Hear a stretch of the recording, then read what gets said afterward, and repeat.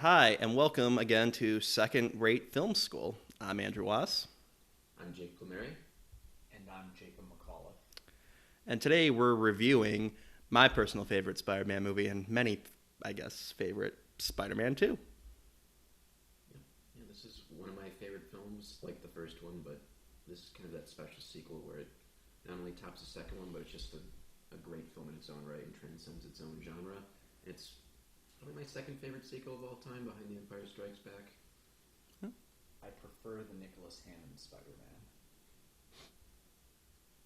Well, we're off to a great start. So this opening credit sequence is You're welcome for that insight. Yes. this opening credit sequence is pretty spectacular because this is whoa, okay, here's the title, and it's red instead of blue. In case you weren't paying attention.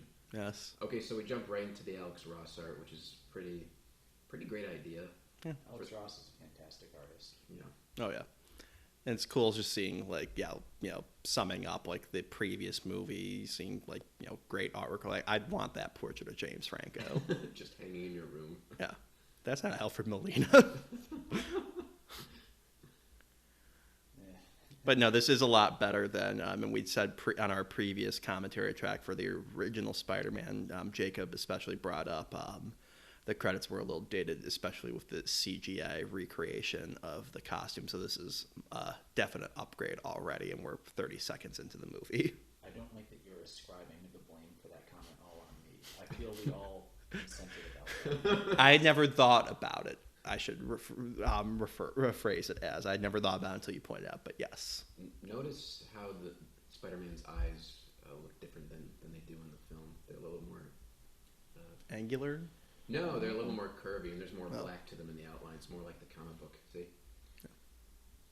Is there a reason why they did it that way, or is that an artistic choice? Maybe that's just Alex Ross preferring it or something, and then just, he finished it and no one would say anything because it's just so good. They didn't want him to fix it. Well, They because couldn't be like, Alex Ross, we're hiring you to draw pictures in a movie. Draw them like the movie, or we're going to hire Mark Bagley. because the costume does look a lot more like the comic version than the movie version, and they even have Tobey Maguire's is more muscular in these depictions, or at least to me it looks like he's more muscular. So it's a little bit of a hybrid of trying to recreate the movie but having a lot more of the comic influence over it. Well, Tobey Maguire's Spider-Man looks the most like the Romita Spider-Man in terms of body shape, I suppose. Yes, I agree. Yeah. This is the Great Gatsby part of the Spider-Man movies, which is very ironic considering The Tobey eyes Maguire. of Mary Jane Watson. Yeah. But no, it's very ironic since Tobey Maguire was later in that garbage Gatsby movie that Baz Luhrmann did. I never actually saw it. It's okay. It's not. I don't think it was bad. I don't know. And I guess it depends how much you like Baz Luhrmann. But anyway, let's talk about a better movie. Yes, the most iconic part of this movie, the pizza. Hey, that was a large part of the PS2 game. I'm going to talk about every PS2 version of these movies. Andrew Yeah. has never actually seen any of these movies. However, he has played the video games and he loves them. I will just say my gripe about the PS2 game with the pizza missions, they get fucking impossible. You're supposed to go uptown and downtown in 30 seconds delivering pizzas. Bullshit. Also, it's not on the waterfront like it's in the game, so this movie's garbage. So Peter was just playing a set to fail in the video game then. Yeah? I thought the balloon levels were the difficult levels. Oh my god, I remember those. This is just going to turn into a commentary track for the PS2 game, so just put your game on and start playing it, and we'll hopefully line up with what you're talking about, or what you're playing. There's a good chance. Now we talk about how the first movie kind of shows its age in sometimes here and there, but this is a movie that's aged like fine wine, where it just plays as great as it did nearly 20 years ago now. Yeah? The real special thing about this movie, and if I had to pick a favorite superhero movie, it would probably be this one, is Same. it truly understands, even more so than the first one, which totally understood it as well, the core of Peter Parker and how being Spider-Man makes being Peter Parker very difficult. This gets that down to a T, and you can see that very clearly in this opening scene. It's just an organic advancement of the story too of Peter Parker. Oh, here's the most important scene in the movie. This got a great laugh in the theater too. I Yeah. remember it just. Sam Raimi did like a Reddit Q&A, like an Ask Me Anything, a couple weeks ago for the Grudge remake, and he was like, "I'm the producer of the Grudge. Ask me anything." And almost every single question was like about pizza time and Spider-Man. I'm sure his long, illustrious career is very happy for that. You know, that's the co-writer of Evil Dead 2. Huh. Oh, what's that guy's name? Scott. I don't know. Maybe I forgot his name. He looks like a character from Miami Vice. This is a great little gag here, and Yeah. the Spider-Man's costume looks even better in this. Yeah. Movie. Yeah, just a lot more confidence this time around. The technology has advanced more. I think Raimi's directorial abilities have advanced because he just gained more confidence. The script is impeccable. Just everything. I mean, this movie is really just kind of perfect. Yeah, what kinks there were in the first one, they completely ironed out in this. I will agree that I think this is my favorite superhero movie, and I know there are technically better superhero movies, but I will always point to someone if someone never heard of a comic book and they're like, well, what's a movie version like of a comic book? I would show them this first. Yeah. Maybe the first one so they would understand what's going on. But I would say this movie, The Dark Knight, and Superman the movie are the three best comic book movies. yeah. Aren't you forgetting X-Men: The Last Stand? Oh. That was 80 minutes of pure emotional power. Oh Oh, no. and there's what's her name? That's Zoe Deschanel's sister. Emily, I think? Emily Dead from That's Bones. it. Yeah.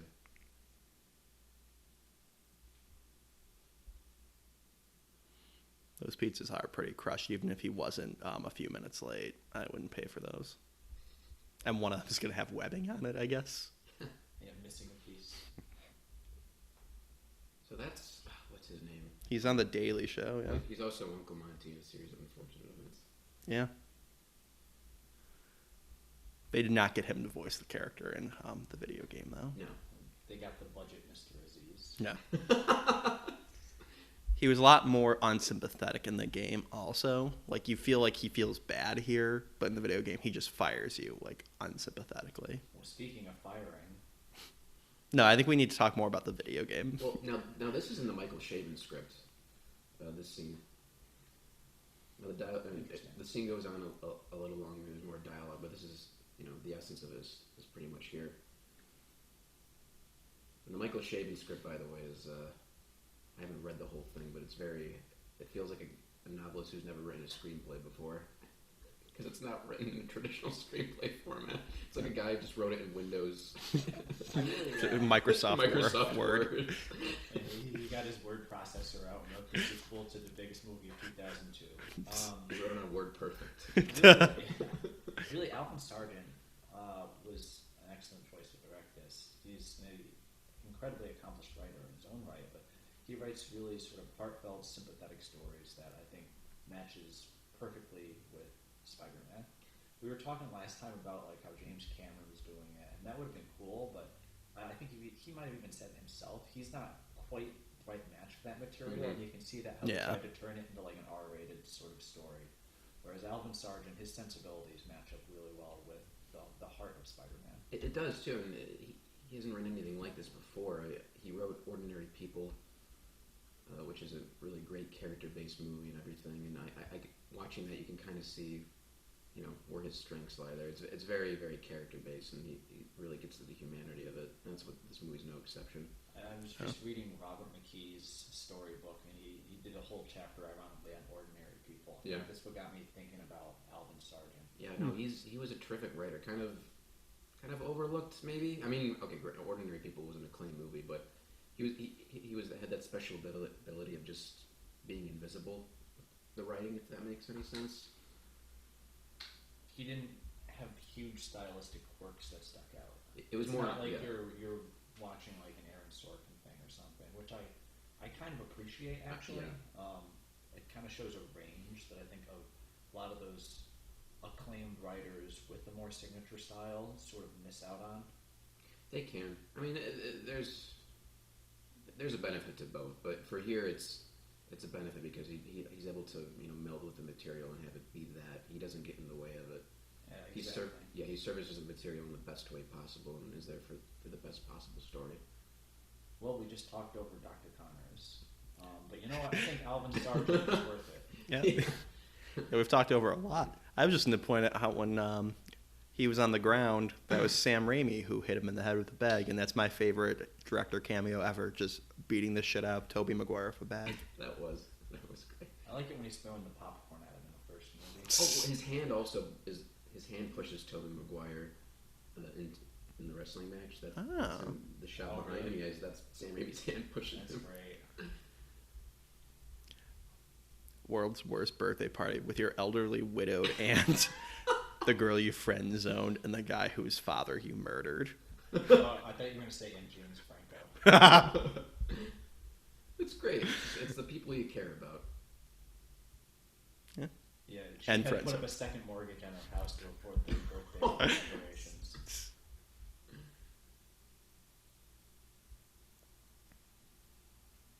And I remember this was in the trailer, like every single trailer, taking pictures of your friend. That was a great trailer. Both Yeah. trailers were fantastic. I remember seeing that teaser in 5th grade. We watched it during like free time. Like one guy and I, we went to like the other side of the classroom with they had like the dividers and everything, and we were just alone watching the teaser, and that was pretty great seeing that. Instead of learning, you were just watching that. And it was totally worth it. Now, I've heard people joke, including CinemaSins joked about Harry, like, who was a slacker high school student, is now the head of special projects for Oscorp. And, like, what, in, like, 2 years, a slacker? And it's like, to be fair, also, a decapitation strike was performed at the World Unity Festival. There's not really anyone left at Oscorp, so I think Harry could do whatever the fuck he wants. That's actually the most realistic part of the movie for me. Yeah. Well, That's some dumb rich kid's son that gets total control over the autonomy of this company. Absolutely. Just runs it into the ground. Yeah, he totally fucks it up. I assume by the third one that he's just running off the fumes of whatever's left of Oscorp stock. Pretty much. Well, it's great though. Everyone's at a different place now, because this movie does take place 2 years after the first one. It ages in real time. Yeah. So everyone's kind of in a different place. She's dead. This is just a wonderful scene too between them. I remember seeing this in the theater and just kind of being so struck by just her reaction to him, just getting angry at him for not taking the money. That's the thing. It's kind of like we talked about with Uncle Ben in the first one. You could really just sort of turn her into a very broad, frail, kindly aunt character, but she goes through a range of emotions and a bit of a character arc unto her own that makes her feel much more human. In this one, this is the one where she really has like you said, a really great character arc, which is something I didn't really expect going into it. In fact, when I first saw this movie, I didn't quite appreciate it the way I did. I was 12, I think. I was expecting more along the lines of the first movie. And then this one, a couple of years later, it really, really grew on me. This may be the first time in Spider-Man's history that Aunt May ever had a character arc or anything other than serve wheat cakes and or die. Actually, I'm trying to think. In JMS's Spider-Man run, there was a really great issue where she found out that Peter was Spider-Man and had to deal with it, and over the course of several issues, come to trust him again, and that was very interesting. Yeah. I don't think the comics have ever done something like this, where she had to come to terms with him being partially responsible, at least from his viewpoint, for the death of Uncle Ben. I think they even did one where he said that, and she brushed it aside and was like, that's not your fault. Yeah. I mean, it's definitely an interesting, thought process, because, he can't obviously reveal to her, no, I actually am responsible, because to her, it's just like, oh yeah, your uncle was going to go pick you up at the library. She has no idea of that. So it's a very interesting, there's two different things going on here where, he's still not completely responsible for it, but he's a lot more than what she, not knowing his secret identity, is aware of. Yeah, and there's a great hint towards where this is going to go, just with that shot of the close-up of his face looking very forlorn. Yeah, just Raimi and Sargent, just that attention to detail of the character. Well, we talked about that in the last movie, but here it's there, in completely. And this is a great scene because it parallels the scene in the first movie between them.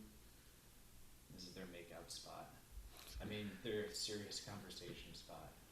But again, it's about these two people kind of at a different place in their lives, kind of like how they were at in the first movie where they're about to graduate. Here they're in the real world 2 years later, living very, very different lives now and kind of living with both their decisions. Oh boy, yeah. Mm-hmm. Nothing. That perfectly sums up my feelings sometimes. Do you think she's playing it here like she knows he still feels he still loves her, but Absolutely. Yeah. okay.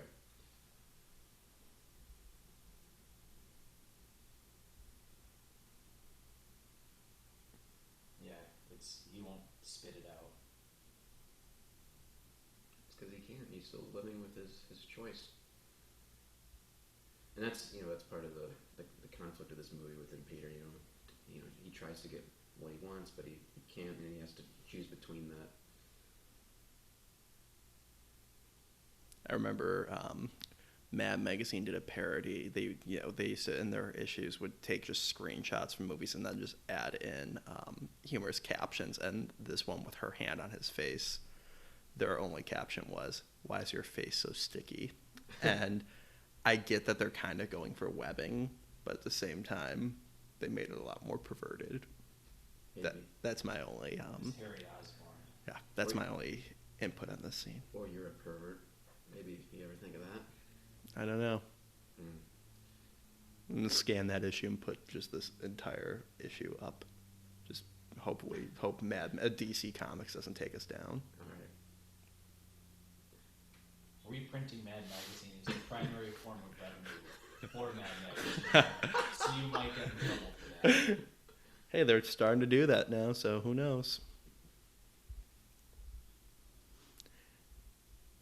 It is funny, though, and we'll get into it when we do the third commentary, or Spider-Man 3's commentary, how what Mary Jane's career trajectory, she's penniless in the first one, headlining a play that they are really advertising the hell out of in this city, to being fired, like, after one performance in the third one.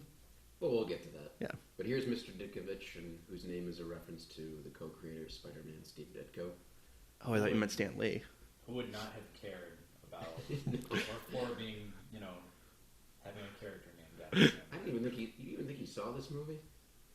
He saw the first movie, apparently, but did not approve of it, as he believed that it did not portray business in the military in a positive light. Well, didn't he say it was too violent?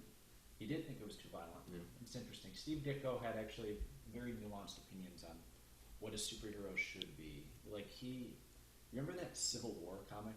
Yeah. Obviously, they based the movie on it, but he was very much against that because he saw the superhero as sort of like an Ubermensch sort of character, that the point of a superhero is to have no flaws and be the idealized, righteous version of a human physically and ethically, which sort of traces back to his objectivist beliefs.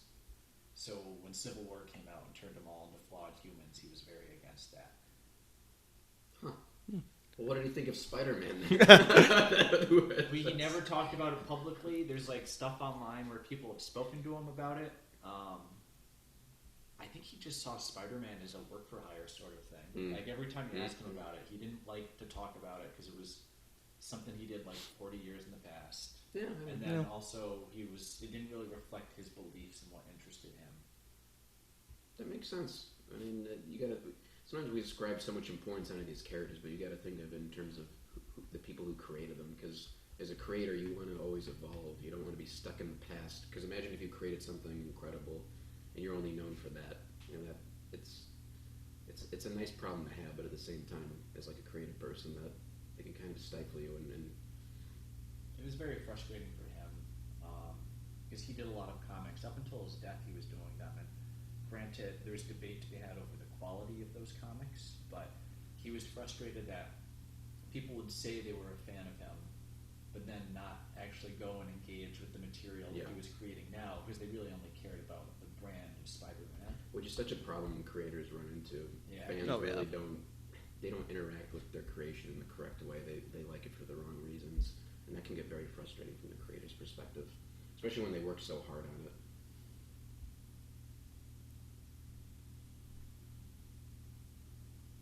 so this is Alfred Molina. Throw me the idol. I mean, if we're gonna take a tangent, I think the co-creator of Spider-Man isn't the worst one. No, No. exactly. He's not talked about enough. I mean, we'll probably talk about it a little more of these commentaries, but he had a very interesting life up until his final days. So yeah, well, this going back to inspired casting with Alfred Molina. That's apparently Raimi's wife. They were watching Frida, and she said to him, "That's who we get to play Doc Ock." I mean, he does look spot on, He like, does. you know. But it's great though because it's not just that though. He's just a really great character actor. And I think Jacob, you and I will probably disagree on this, but I don't love the character of Doc Ock in the comics like you do. I've always thought he was kind of a one-dimensional character with like a great gimmick, but that was really it. He was kind of like another mad scientist villain to me. This might be an unpopular opinion, but I think this is the best interpretation of the character because there really is like a humanity to him, and he's more of this misunderstood monster in this movie than this arrogant genius, which is fine in its own right. It's not as interesting to me personally. And I know over the comics they have done some things with that, but it only gets so far for me. But I'm just curious what you think about that. I just have to say real quick first, I hope you have all enjoyed Jake being on these commentary tracks because today is his last one. Sorry, what were you going to say, Jacob? I mean, I don't think that's the most controversial opinion, Okay. honestly. Yeah. But I think Yeah. here's the thing: is one of the key aspects of a lot of those original Spider-Man comics is that it wasn't about a villain. I mean, like, yeah, there was like a villain of the week part of the story, but it was more about Spider-Man's life and dealing with being a superhero, and the villains were sort of like an obstacle to him getting what he really wanted, which was like a balance in his life. And so a lot of the villains were sort of gimmick-based characters that served more as like obstacles than anything. That's why so many Spider-Man villains are just like guys who get like the power of like gods, and then they're just like, I'm gonna go rob a bank. Oh yeah, because you especially look at like when like these were being published. Like, was this like the early '60s? Was that still like in the middle of this? That's still the middle of the Silver Age. So when comics were being very silly, when they like the comic codes were cracking down, and you couldn't do nearly as serious topics for like in and around the 50s and 60s. So you were kind of limited by what they would allow you to do. You know, you look at some of the early Batman comics, you know, they're killing people, and then, when you get to the 50s and 60s, we got to have, you know, just, poison gas, but that's not really poisonous. It makes you laugh type stuff. So early villains, and Spider-Man especially, were kind of, I agree, hampered by that just from the era and what the mores and what you could and could not put in a comic. Well, it was more like, it wasn't even so much the content a lot of the times. I know that was a factor, but it was more a thing where it wasn't about the villains as deep characters. It was about the villains as obstacles to get in the way of Peter having a normal life. I should have been more clear. I didn't mean it in terms of when they were first created. I mean just over the many decades now that they've been around. Doc Ock for me is just not really come as far as some of the other villains. I feel anyway. He was just never as interesting to me. I like the See, sub. I gotta disagree there. I think this is probably my favorite version of the character, the one here, but there's a lot of fun mileage and interesting depths that you can mine from the extremely egotistical version of Doc Ock. There's silly stuff like the Jerry Conway, him marrying Aunt May, or it's the interesting stuff that Dan Slott did with him. Yeah, I agree. There is that. It just, I don't know. Reading even that stuff, I can only get so much out of that. His personality got kind of old to me. Spectacular Spider-Man as well. Even in the animated series, he was never my favorite. I don't know. I always found that egotistical, arrogant side just a little played out for me. Maybe I just haven't seen like a great story with that yet, but I've never really read a Spider-Man comic where I'm like, wow, this is a very compelling, interesting character. I was just staring at him to see if I could get him to Break. start laughing. But this is great. This is a great version of Doc Ock. I like how also we're going over like the world continuing to shit on Peter in this, like where he can't even afford to buy like the cheapest bouquet of flowers. Like they're not even like roses; they're just like shitty flowers. I love that. Yes. Like, and that's what I think the best Spider-Man comics can do. Like the whole, people love him, and he's hugely famous, and then Peter Parker can't make any money whatsoever and is living in a shitty apartment, and I enjoy that. Yeah, you showing, because you seem too often the superheroes secret identities, they live pretty good lives. Like any version of Superman I've really watched, from around this time and earlier, it's like, Clark Kent's got a really nice apartment, things are going great for him and all that, where the world's just shitting on Peter Parker, and I love it because fuck everything, the world's meaningless. Well, that's also the point of Spider-Man. It's, again, being Spider-Man makes being Peter Parker very difficult, and that is pretty much everything that this movie is about. Yeah, and we should stress that being poor and down on his luck doesn't necessarily, or that shouldn't be the end all be all in terms of Peter's problems. No, I think they should stick to what Jacob said. Just being Spider-Man makes Peter's life more difficult. That's the conceit right there. But that still plays into it. Yeah, have sort of stemmed back to that. Like him being poor stems back to the fact that he's Spider-Man because he just has this photography job and he doesn't have time to study, so he's not getting through his classes. Yeah. But people act like that's like him being down on his luck and not being able to afford. Like they always think that's like the definitive version of Peter, and the comics are always trying to go back to that. When I think that's always a mistake. I agree. Yeah. Like right now, I know. There's always a cycle with comics where they start off, they're doing the status quo, and then some writer comes in and they do a big shocking event that radically alters the status quo, and then everyone hates it, even though it's probably vaguely interesting, and then they do a back to basics thing, which somehow reverts him to what he used to be, and everyone likes it, even though it's only tangentially interesting, and that's comics. Here's Tim Blake Nelson. The wrestler promoter has changed his profession for the first time. Well, I love how Bruce Campbell describes each of his roles in these movies. In the first one, he says, "I created Spider-Man." In the second movie, he said, "I defeated Spider-Man." And in the third movie, he says, "I team up with Spider-Man." And in the fourth movie, I think he would have played Mysterio. That would have been great. According to those leaks. Yeah, according to I think the concept art drew him as Mysterio. Yeah. Apparently no one told Bruce Campbell about this, though. He was at like a convention recently, and someone asked about that. He's like, "Listen, Sam never told me anything about that." That very much feels like in Sam Raimi's nature of torturing Bruce Campbell. That just wouldn't tell him about it. Oh, and just a little with reference to importance of being earnest. It's like a thematic parallel to this movie About duality. Yes, that's all I know about the play. I've seen it once. I saw like a local community theater play it, and for some reason they decided to be subversive, and they all were in their underwear, and that was the only change to it. So it was not very subversive as much as I don't think they could afford the costumes.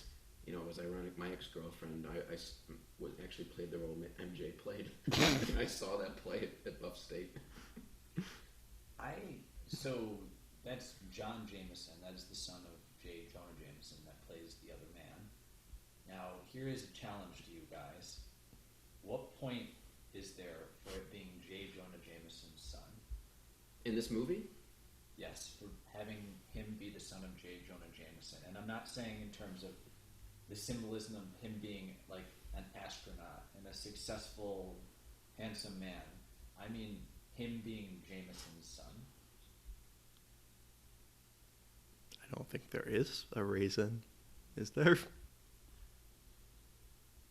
I just shrugged. I mean... Oh, no, you were legitimately asking us. It could have been anybody. I mean, I don't know how these decisions are made. Maybe they wanted to beef up Jameson's role in the movie, and they're like, "Oh, we can use Jameson's son to do it, and that will give him more of an important role." Maybe Raimi just really likes the comics, and he thought that'd be an interesting character to introduce. It could have really maybe been anybody, because the point of Jameson is he's an obstacle for Peter, because he's getting married to Mary Jane. That's the point. So it could have been, I think the occupation is, him being an astronaut. Yeah.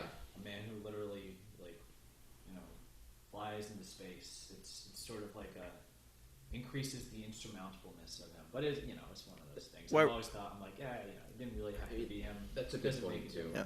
Well, I remember hearing rumors like when the third one was coming out, like people were wondering when it was confirmed Venom was going to be in it, like were they going to do the comic storyline of like him coming back to Earth with it, and were they gonna fuck with the origin story of making he's pissed off, so now this nothing character in this is the main villain in the third one. So I don't know if like they were potentially trying to set something up there, or like we said, it just was a nice nod Sam Raimi gave, or I don't think Raimi was thinking of bringing in Venom in the second movie. I think, and plus, Jamin, that doesn't happen in the comics. I thought he came back on the space shuttle at least. No, in the comics, Peter gets the costume in Secret Wars. Oh, okay. Well, fuck.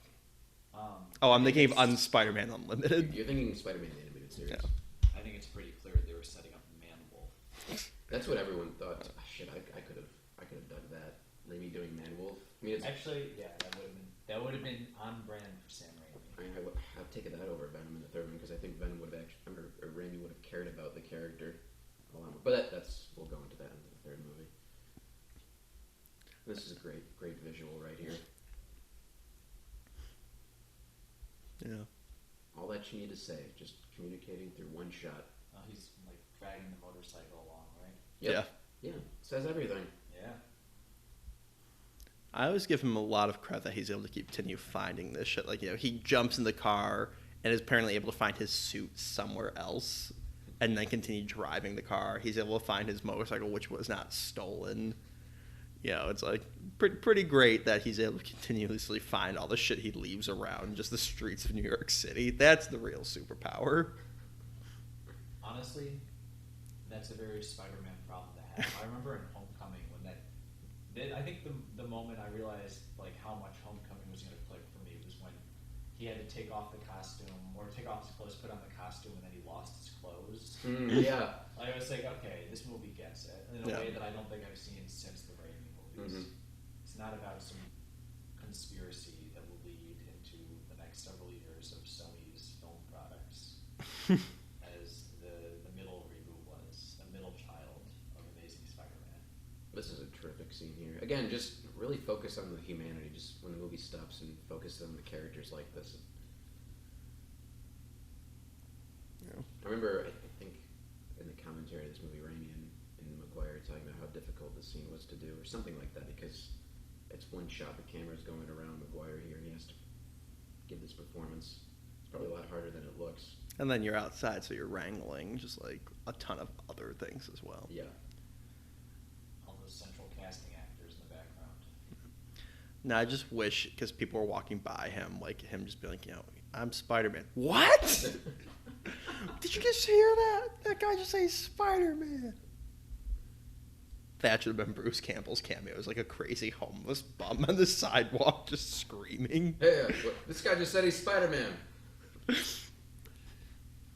It's like, remember that deleted scene I showed you from the first Ghostbusters? They just had a deleted scene where, like, there are just two separate homeless characters played by Dan Aykroyd and Bill Murray. Oh, it's yeah, just, that was weird. It's not them undercover. It's just like it takes place in between Louis Tully running from the demon dog to like the shot of him like at the restaurant, and it's just like it's essentially Bill Murray's character from Caddyshack homeless, and then Dan Aykroyd's character from Trading Places, and it bears nothing on the plot. Okay. Yeah. Anyway, Thank you, Watt. in this scene, we see the origin of Dr. Octopus. Well, I just want to say, going back to the script, I noticed this a while ago where this movie's script is impeccable, which means the structure is impeccable. If you really look at the time code of this movie, I think we're about a half hour in. Yeah. And that's when Doc Ock's origin happens. Half hour later, hour into the movie, Peter quits being Spider-Man. Half hour later, Peter's Spider-Man again. And then it gets in the third act, and that's 2 hours. It's kind of incredible. I don't know how planned that was, but I just always noticed Yeah, it's that. very well paced. There's two things I like here in terms of tangential details. I like the arms because the arms look a little bit like bionicle arms. They kind of do. I also like the music here is essentially just a recomposition of the Hellraiser 2 theme. And the story goes that when they were editing this scene, they used the Hellraiser 2 music, like the theme song, as the temporary score. Huh. Sam Raimi got attached to it and requested that they just compose something that sounds very similar to that. And Danny Elfman was not very happy to hear that. He might have said something along the lines of, well, if you just want to use the Hellraiser 2 theme, get Christopher Young, the composer, to go do it. So they did, and Christopher Young came in, basically recomposed Hellraiser 2, did some of the other music here. I'm not sure on this, but he might have actually done the composition for the train scene here. I'd have to Didn't know that. Don't quote me on that. I have to double check that. But then he went on to do the music for the third movie as well. No, Christopher Young did do the train scene. I do remember that. Yeah. I did not know that. And they had a falling out. Danny Elfman and Sam Raimi doing this one. It's just funny. It was Hellraiser 2. Yeah. Hey, it was great score. Christopher Young really is a great composer. You ever see The Fly 2? Oh god, yeah. I saw it like a few years ago. Not such a great movie. Great score though. Yeah, I'll agree with that. By Christopher Young. Yeah. Howard Shore did not return for The Fly 2. It's the one with Justin Bateman's sister in it and Eric Stoltz, right? Or Justine. Oh, is that? Yeah, Justine Bateman, I think. Justine Bateman? Yeah, I believe so. I never realized that was her. Justin Bateman. You mean Jason Bateman? Justine was his sister. Justine Bateman. Oh, I thought you said okay. You said Justin Bateman. Remember the episode of Arrested Development where he thought like the prostitute was his sister or whatever, or the dancer, and that was Justine Bateman. Oh, really? Yeah. I forgot. It's been so long. And here's the tritium. Tritium actually exists. Oh, it does? I thought that was like... When I found it in my chemistry class, I was like, oh, Spider-Man 2. And that's the most I ever got out of my chemistry class. It's the only time an neurons fired for you in that chemistry class. Exactly. I was wrong. It was not Justine Bateman. It was Daphne Zunga, the princess from Spaceballs, was in The Fly okay. 2. They kind of look a little alike. Great little reference to the comics there with the goggles. Yeah.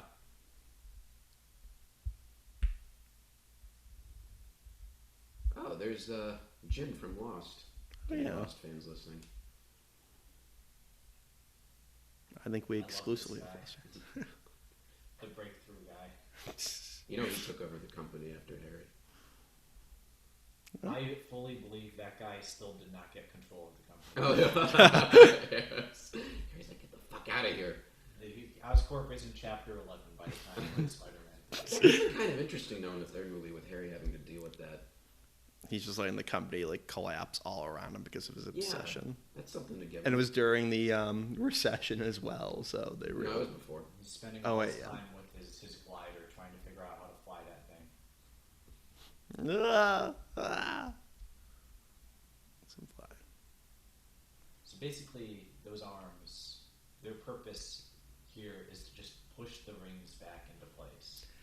Yeah, I don't see what the need to have them physically attached to his spine really needed. He could have just 4 assistants, but yeah. Well, I think he needs to keep in control of it because he knows how it works.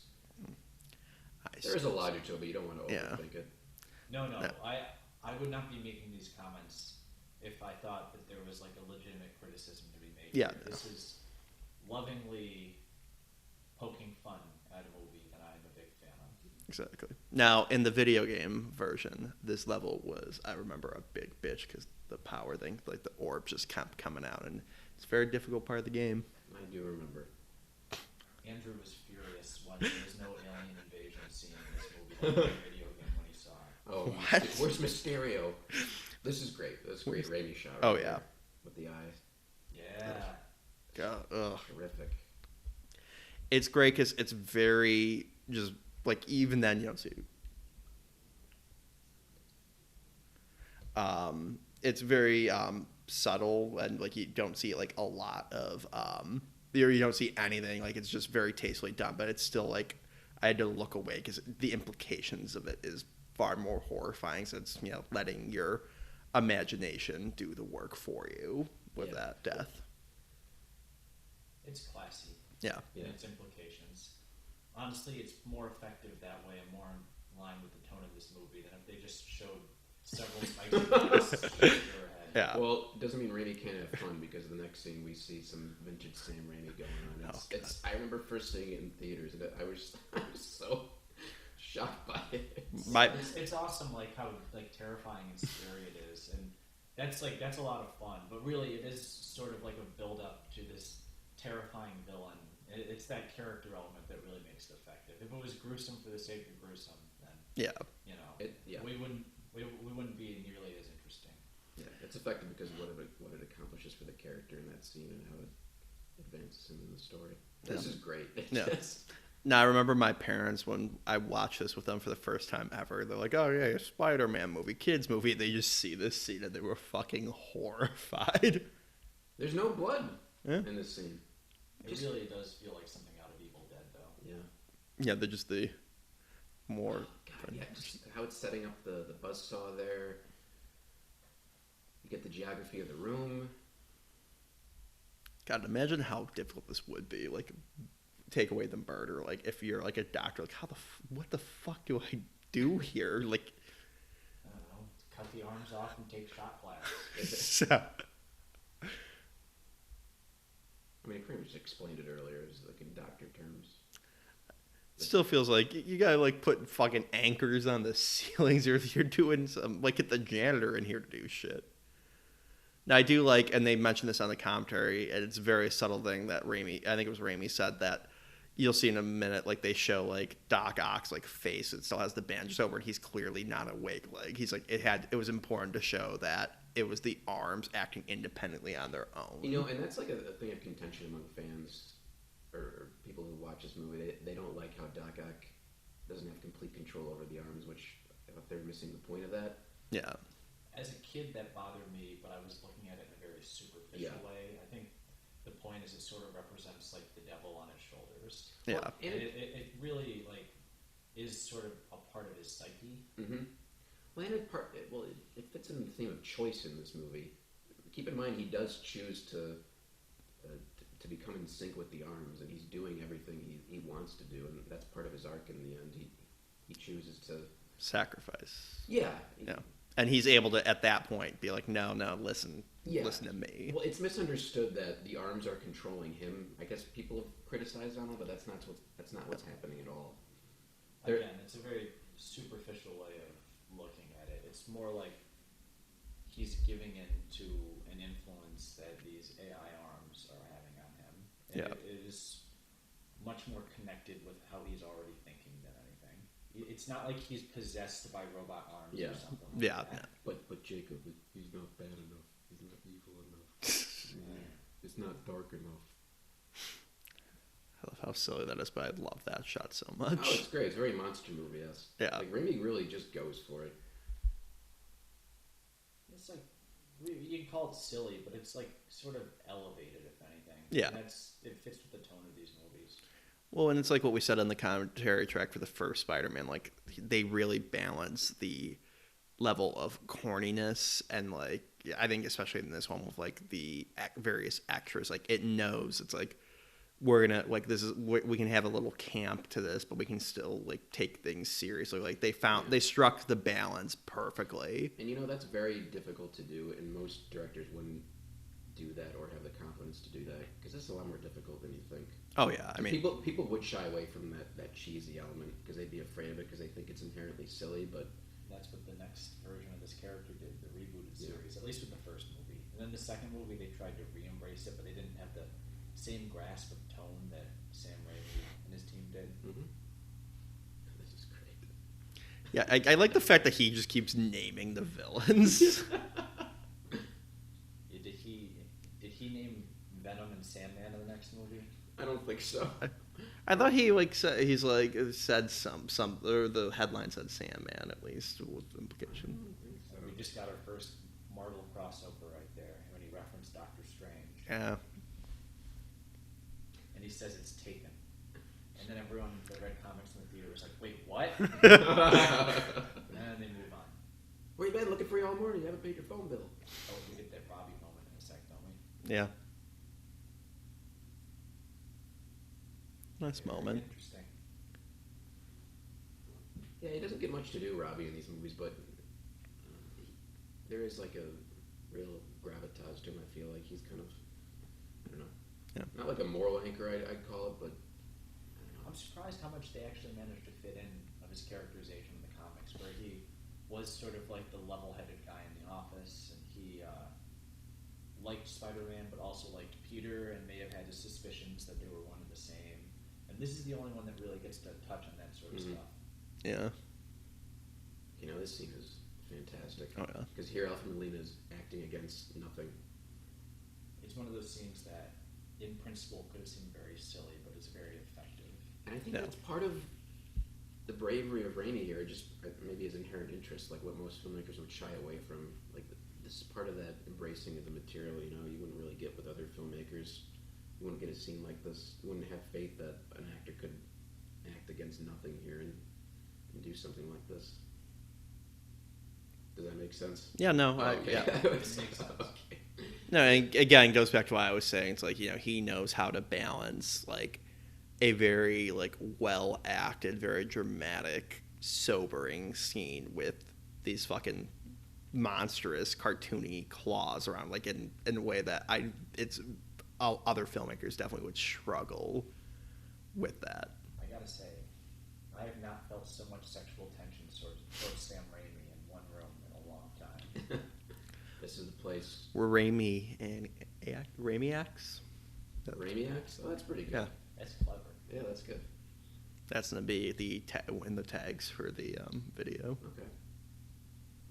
No, well, this scene's great because there is an arc to this scene with him and everything. He is doubting himself and he kind of feels bad for himself. But here, this is the turn. And it's a great cut to kind of represent that. Literally a turn. And he cuts and he literally turns. So I like you can trace the arc of this whole conversation that he's basically having with himself. And this is him. This is not the arms controlling him. Obviously, like you said, it's the devil on its shoulder. But he's ultimately making this choice because it's part of. It comes from his ego too, and everything. There's that Doc Ock arrogance, but it is rooted in this humanity. That's the key. It's rooted in a real humanity that I'm able to accept that he would turn to this, even though I think he's fundamentally a good man. Yeah, he's a little poisoned by I think the arms are just giving him the little push he needs to go into the letting the ego completely take over. The push towards what's already there. Yeah. But like you said, ultimately it's within his psyche. Well, that's saying you saw that even before the arms took over, when like it's clear we need to shut this fucking project down, Doc, and he's like, no, like you saw a little there. Oh, there's the guy from The Soup. Yeah. Joe That McHale guy from Ted, right? That's what he did. Yeah. Now I find it interesting with this scene. I briefly mentioned, and we talked about it a little bit, the teaser trailer they did for the first Spider-Man with the bank robbery that ended with the helicopter in between the Twin Towers. I'm 90% this is the same bank, ironically. Like, it's hard to tell with cutting because it's like how many banks have multi-levels with a giant vault in the middle of the room. And I know this is a very famous former bank in somewhere in LA that's used in like tons of movies and TV shows. So I wonder if it was the same location. You said this was a former bank? Yeah, it's not so actually a bank now. now. Trying to mortgage Aunt May's house. That's Yeah. what you're saying. Yes. Yeah, it's just in a lot of movies and TV shows because it's got that great iconic, vault in the background of the office.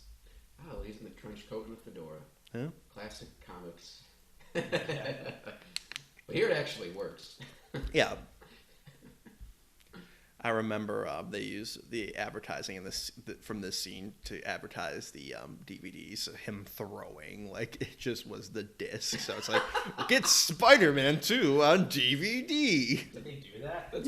That's hilarious. I'll show. Can you splice that in? I will splice that in because it's on the DVD, so it's definitely available somewhere. That's very early thousands. And it they have another part like when he throws him into the car door or the cab, like they also use that to be like 2 discs. Oh, God.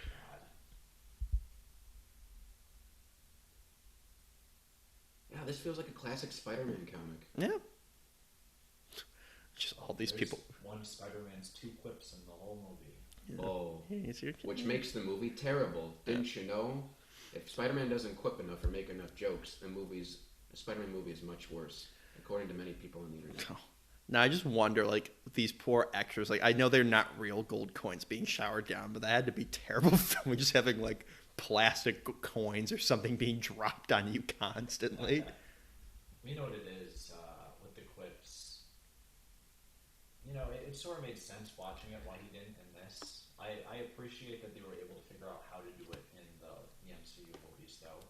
However, when they tried to do it in the Amazing Spider-Man movies, it was, I guess the word I'm looking for is a disaster. It was terrible, and it just made him seem like a jerk. This shot, right, by the way, that was the disc flying. Sorry. But no, yeah, you gotta balance it. And I never really was thought too negatively or positively. Like the amount of quips were like off balance. It's like, he makes his jokes every now and then, and they're good. The script has more important things to worry Yeah. about than how many jokes you can fit in. Like how close up we can get to this screaming lady's face. This is classic Sam Raimi. Just Yeah. women, these extreme close-ups of women screaming at the camera. But no, that's why I was also saying that it's like, yeah, like he like knew like how to go into like the classic cartoony, for lack of a better word, like comic-y, like over the top from like the Silver era. Like, it's like I always use the example like from like the opening credits of the George Reeves Superman, like when the people are like look up in the sky, like like they're like really animated. It's like something very retro with it that Yeah. makes me feel like, oh, hey, there's Stan Lee again before it got obnoxious. And then he said, "Look out!" Again. I don't think it got obnoxious. Well, it was just more subtle back then. Yeah. Because even at this point, he wasn't like the huge public persona that he became in his later years. Well, I even remember like they'd be like, "Oh, keep an eye out for Stan Lee, the creator," and like they would have to circle around it. Like they knew a lot of people had no idea who the hell he was still at the time. Yeah, I mean, he was like certainly notable, but it wasn't like he wasn't Walt Disney. At Yeah. this point. Your average viewer didn't. This choreography of the action here, like again, like I said in the last commentary, every shot feels planned out by the director. It's not just handed off to an animatic team.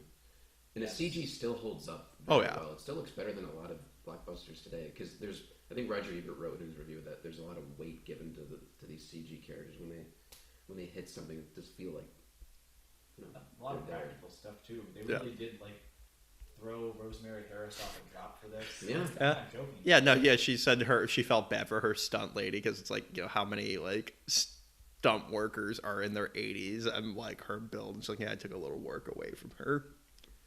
Well, she wanted to do it too. She Yeah. was really game.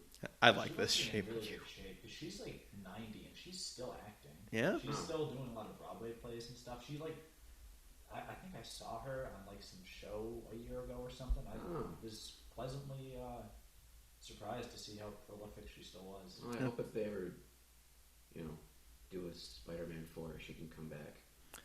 I know they won't. Wouldn't it be great if in the new series like they have like Aunt May's like mom comes to town because how young Marissa Tomei is, like this could be her mother. It's like, oh hi Grandma May, and then they just bring her in and everyone just stares in the camera for 30 seconds and then continues on with the plot. Oh wow, that sounds like a CW DC show.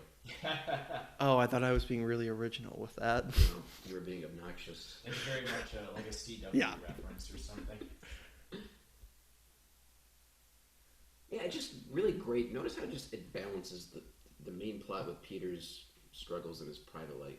It's very difficult to do, but it makes it look so easy. Yeah. Because now we're going to here.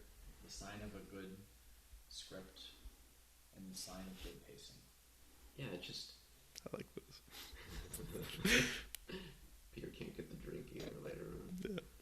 He's got the lens cap on. Parker.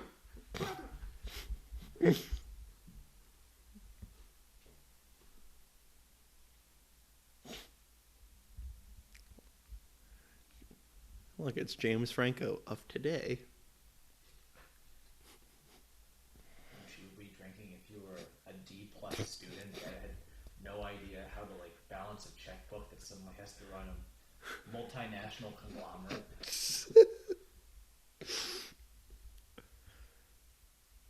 It's surprising the amount of depths the characters go in this movie. You just didn't expect this going into this film, but it just attention the character. Where a lot of superhero movies, and I don't know, you see more intimacy in this movie than you do in a lot of dramas. Maybe that's unfair to say, but just the attention to detail anyway. Maybe that's just a subjective thing, but Well, there's the stereotype that superhero movies, and by extent, heightened reality and just genre entertainment in general cannot be at the same level as a realistic drama, which I think is patently untrue.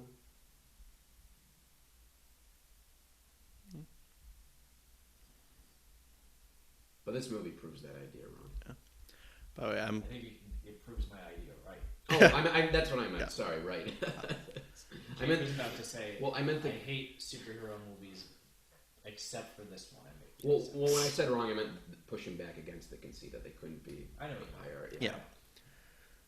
I forgot that he went to the moon in this version. So I'm very sad that apparently in this universe, the Bush administration had enough money to send us back to the moon, but not in our real world did we do that.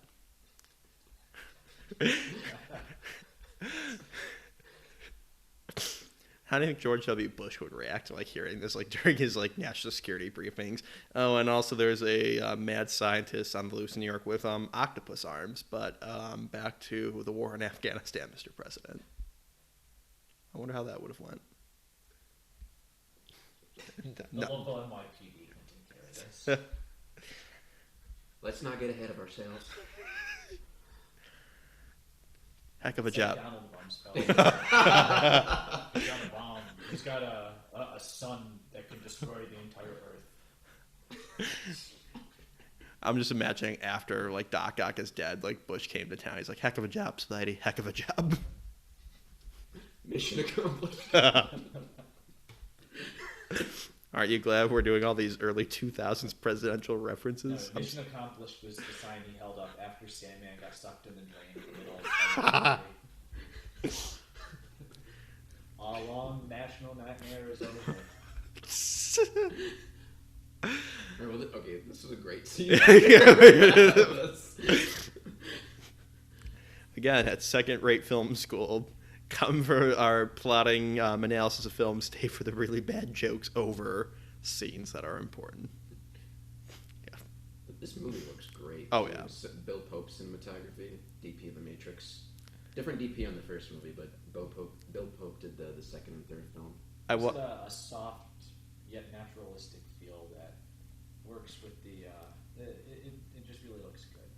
Doesn't look like an Apple commercial, as you say, like a lot of modern movies do, a lot of superhero movies do.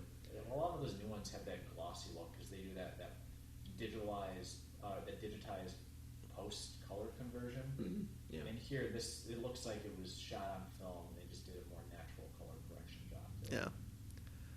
I was going to say the one thing I have against the cinematography is their heads are being cut off, but I forgot we're watching the full screen DVD version. The only thing is that they seem to have used a wide angle lens for every shot because everyone's face is stretched. Oh no, that's just the 2004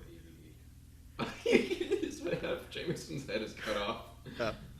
Despite this being one of our favorite just movies in general, both Jacob and me only own the full screen version of this on DVD. Well, it's because I have the Blu-ray copies.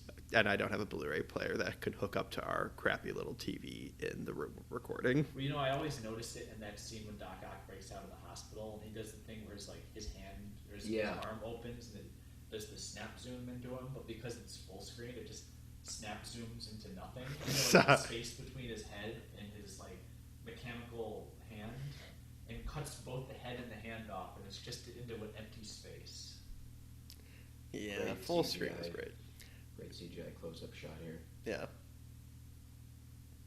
Okay. It's nice that you can have a shot of him swinging where it's more about the internal drama than just the amazing feat that he's currently accomplishing. Yeah. Mm-hmm. You can feel how this is relaxing to him. This is him trying to process everything that's going on in the only way he can, almost.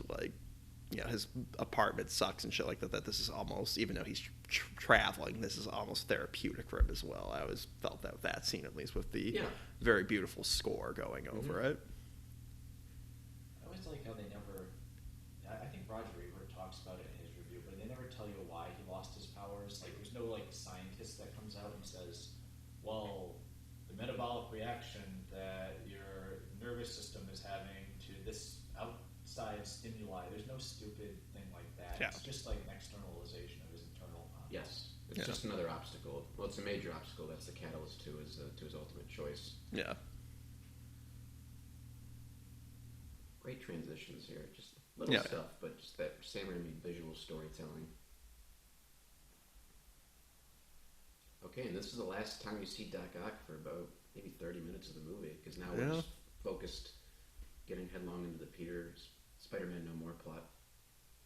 This movie does so many amazing things. I know we talk about that, but it balances Spider-Man no more than Doc Ock's origin story at the same time. Doc Ock had to call the power company during that 30 minutes to get the power back on at his abandoned warehouse. Chase all the homeless people that would be realistically there. Again, homeless people constantly in these villains' lairs.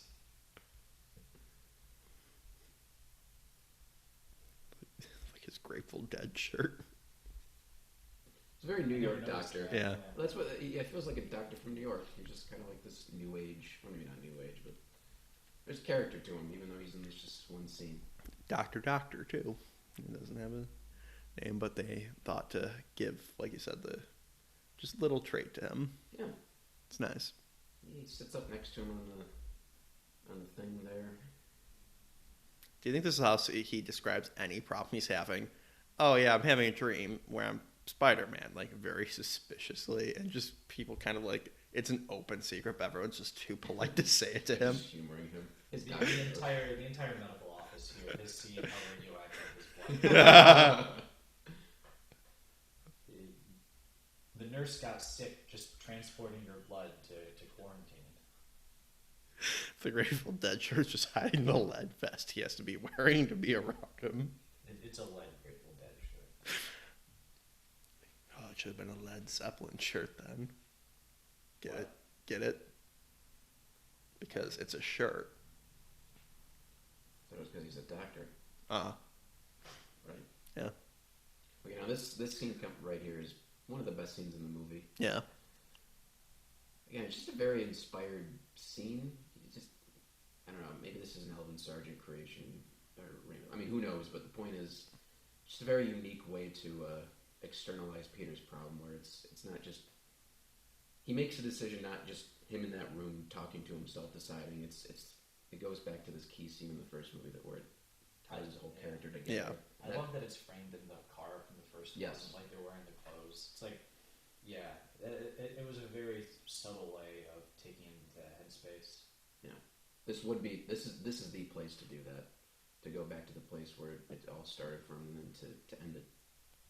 And also, again, like get able to find a way to get Cliff Robertson to come back again because how we talked about it extensively in the last commentary, just like how much he killed that scene, like how just great of a performance it was. So very clever way to just be like, how can we get like one of the best parts of the first movie again, like and have it in a very clever way. Well, when he says "take my hand," son, it's incredibly emotional. Yeah. It's just for him to turn down Uncle Ben. Yeah, like I feel like a lesser version of this scene would have just had Uncle Ben appearing in the apartment or something. Yeah.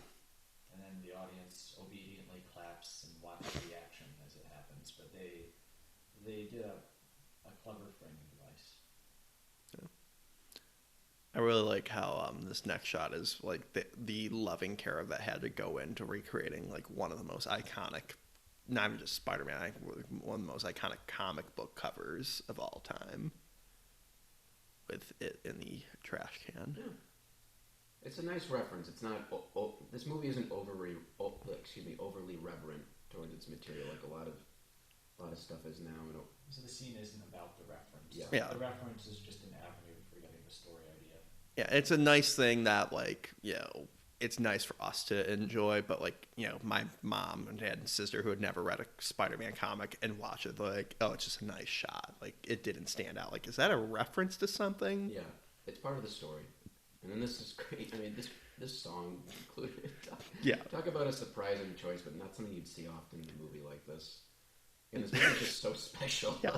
Now, I will have to say, I do, in case we're talking about it when it actually happens, the first time my mom was watching this with me, we weren't in the theater, but she knew, like, we're nearing, like, we're well over an hour now. So she was only vaguely paying attention to the time we're in. So when it freeze frames on his face, she's like, oh, wait, is that how the movie ends? I'm like... No, Mom. The movie is not over. The movie doesn't. It's not a happy ending of him stopping to be Spider-Man with the villain on the loose. That is not the happy ending this is going for. Interesting observation. If you look at pictures of the young Sam Raimi, kind of looks like Tobey Maguire. Well, I'll figure that out when I'm putting that up on the screen right now. Just one of those things this is just like a theory. I mean, but something I've noticed with filmmakers that they'll sometimes cast maybe like they'll cast actors that kind of resemble them, and the main characters are sort of like avatars for the directors experiencing the story, kind of like Kyle MacLachlan for David Lynch and Johnny Depp for Tim Burton.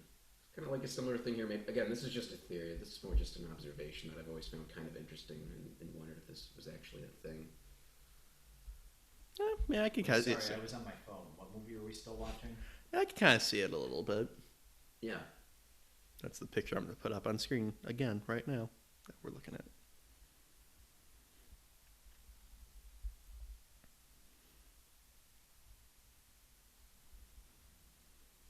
I sometimes would wonder what it's like for extras like this guy who's sitting next to Tobey Maguire. It's just like you're sitting in a theater seat next to Tobey Maguire for how many hours? Just like, sup? I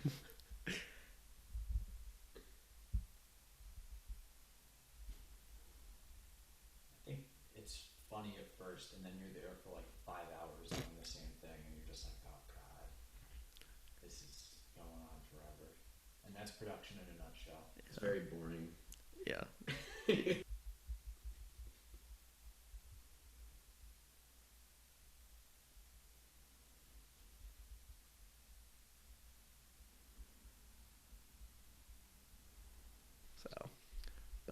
So, It's very dull work. yeah.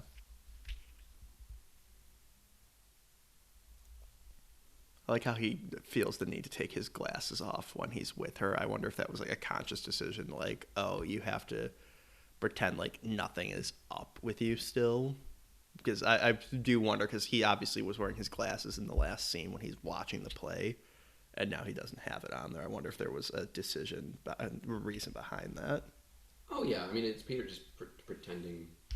I think it's a confidence thing. He doesn't want to have his glasses on in front of MJ. Though he has them on later when she gets kidnapped. I wonder if that was just because they really needed him to have the blurry vision gag from the first one.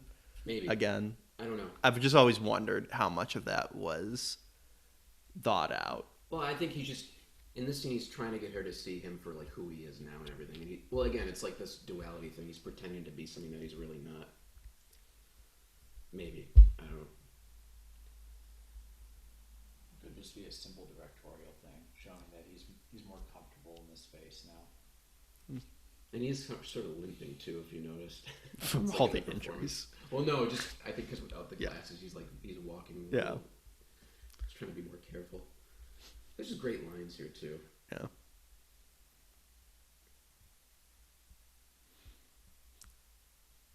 I always thought that would have been a good way if they ever made another one where you see them get married, they get married on a hilltop.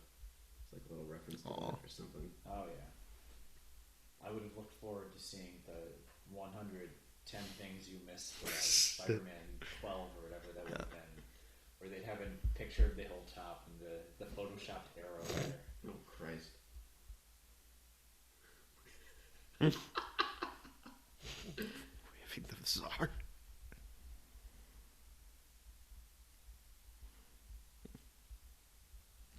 Medium brown bag. Never noticed that.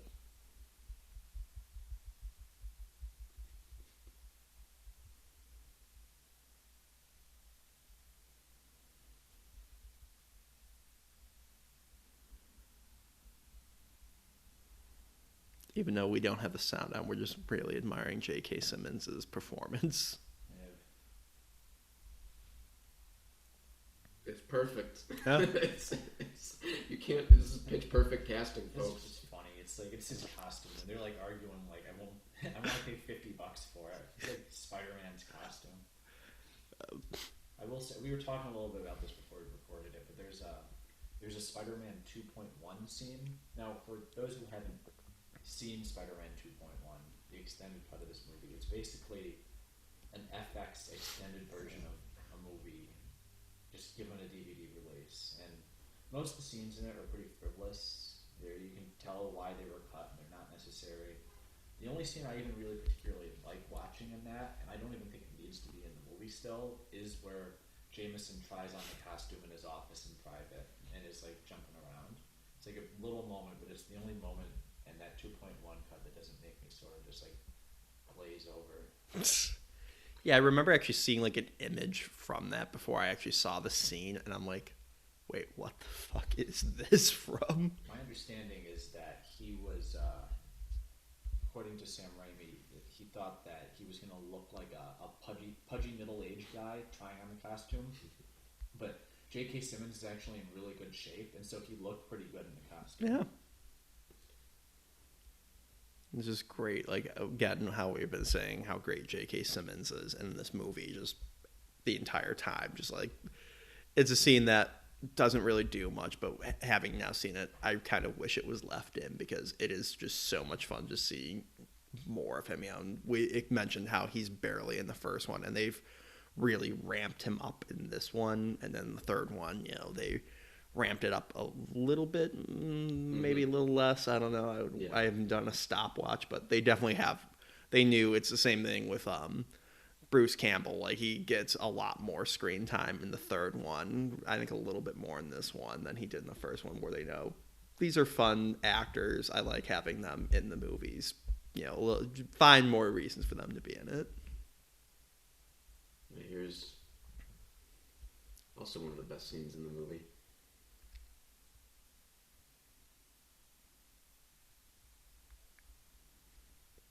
I don't know, what can we say about this scene, because it's just pretty much perfect. I don't have any recollection of the scene. I usually fast forward through it. Oh yeah, like on Netflix, you play it at 1.25 speed. Remember the scene in Amazing Spider-Man 2 where Aunt May has to go become a nurse, and then she becomes a nurse. Anyway, so in Spider-Man 2, Aunt May is much more interesting than in that movie. Yeah, part of her arc is kind of what she talks about, which was set up. If I was faced with the person responsible, I don't know what I would do, and that's part of her arc in this movie, forgiving Peter, or at least understanding. Yeah.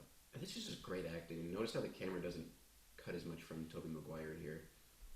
Yeah, no, it's just a really good scene. Just like they let it breathe, and it's a lot more restrained than what you would hear. Superhero movie. Yeah, I mean, like the score is very simplistic. It's not like over the top.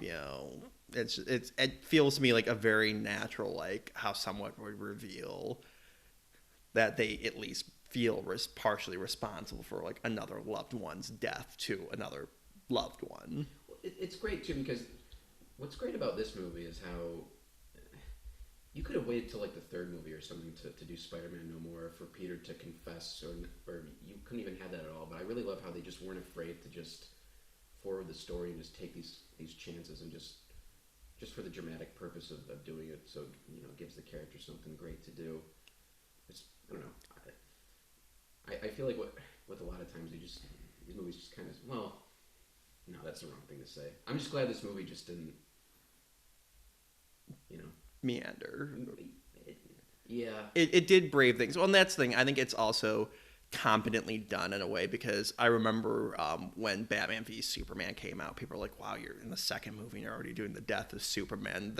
There could have been a parallel world where people were like, oh my god, you're in the second movie and you're already doing Spider-Man No More. But they had enough restraint and I think talent and artistry, and just like the perfect combination of writing, directing, and acting, that it was able to work out where it felt like a very powerful, not forced, they're not just doing Spider-Man No More because like, oh, the fans will recognize that we're doing this, where that feels to me with the death of Superman, that's what it felt more like. Oh, let's do a famous comic arc that people will be aware of, that this is done very well. And again, much like with how I mentioned with the trash can scene emulating the cover, my parents never read a Spider-Man cover. They still really liked this movie and the plot line. They felt that, oh yeah, this is a very natural progression. It didn't feel forced to them either. So it works on multiple levels. There's a real understanding to what this storyline means, and ingraining it into the theme of the movie, versus something like, I guess, Batman v Superman. The death of Superman appearing there felt more like a novelty. Yeah. They were going through the motions of adapting a popular storyline. I'm sorry, I was just talking about really boring stuff while to comment on it. I didn't want to interject. Also, Maker's Mark was on the desk again, so he's keeping his dad's liquor around, apparently. He's got good taste. Like father, like son. Turns into a psychopath as well, but has good taste in liquor.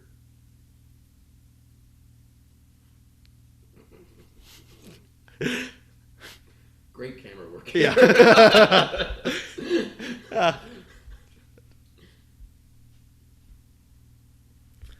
I like the idea that he could sneak up on him, that you couldn't hear clunk, clunk, clunk, mortar shattering, like below him, glass shattering. I love all the bloopers in this scene, like when they're trying to get the liquor, because these were partially real arms, and just the bloopers for this movie especially were great when it came to anything with them. Well, it's great that they opted, well, like we were talking about earlier, that they opted for a lot of practical stuff here, especially with Doc Ock's arm, because I feel like maybe today, or maybe in the hands of the wrong director, just for the sake of expediency, keeping on budget and schedule, it would just be totally CG. Yeah, I think you'd be missing. That's like a great character thing you'd be missing out on too. Well, and that's the thing that the arms are very much of a character. We talk about how the effects still hold up very well, nearing 20 years after the fact. That it's the same thing like with Jurassic Park and Terminator 2. It's like there were a lot of practical effects is mixed in there as well, and the filmmakers took care for when we have to do it digitally, how is it going to look well? Like there's tons of footage from like Terminator 2 and Jurassic Park where they're trying to figure out like, okay, liquid metal going around a bar or a dinosaur running, how would that look? And it's the same thing with this. It's like, okay, how would these arms move? Okay, well, we've had on-set ones. We know how they move when we have to do these limited movements. How would they move now when we have to do them in the computer? That there's a lot more care behind when they're doing the visual effects versus, okay, his arms are going to be whipping around and grabbing shit. Oh, yeah, it's all, again, very character-based. This scene's interesting. Do you think this is meant to be parallel to the scene in the first movie, where there he's saving the baby as Spider-Man, but here he's saving the toddler? The toddler. What if it's supposed to be the same one? I don't know, actually. That's a good question. Part of me is wonder, you think that because it's shot very similarly, but it also like I don't get what it would be saying, so maybe it's just a coincidence. It could be. Maybe. It's like a superhero thing to do. I don't know. Yeah, no, you could be right.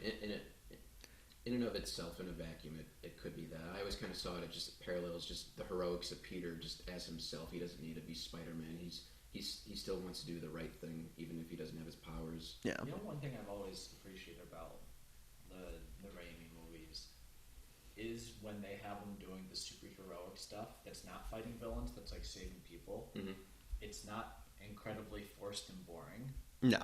Because there's a real vicariousness to it that it makes it feel like, it's almost like a power fantasy element where it feels like you're the one saving him and you're emotionally invested in the people getting saved, whereas I think a lot of superhero movies, I noticed it was after Man of Steel came out and everyone criticized that for being Superman focusing too much on fighting the villains versus saving people, and they started forcing much more obligatory the superhero save civilian scenes. Yeah. But it never really did much for me when movies like that would force those scenes in because it's like an afterthought. Yeah, it felt very obligatory. Whereas here, it feels fundamental to the experience of being Spider-Man. Well, and I agree because it's a very difficult balancing act because you have to have the mindset of these superheroes are going on while they're they're fighting Doc Ock and Green Goblin, but you want to have an idea that Spider-Man's out also rescuing a baby from a burning building, stopping a small gang of robbers. And I think we've, as not to criticize modern superhero movies too much, but we've gone more into the action part. It's refreshing when you see, there's no supervillain in this scene. It's just there's a fire and he's saving a kid. He makes it exciting. The filmmakers make it exciting where you're invested in if Peter's going to save someone from the building or save a random person out in the street, like the people that were almost crushed by that car. They shoot it in an exciting way and they really bring the emotional element of the scene. Yeah, and they just feel more like a hero. That's again, there's when he's not fighting a huge supervillain, he's out there doing minor things that makes him feel like a hero all around versus I'm gonna take a break when it's the police can't handle the supervillain. That's when I'll step in. Sorry, we just talked over the world's biggest buzzkill. Oh yeah. Well, it's great because again, it's it's what he talks about here. Am I not supposed to have what I want, what I need, no matter what he does? Oh yeah. He can't get what he wants, even when he does try to do the right thing. Except right now, get some hot cookies from Ursula. Just again, these little great moments of character.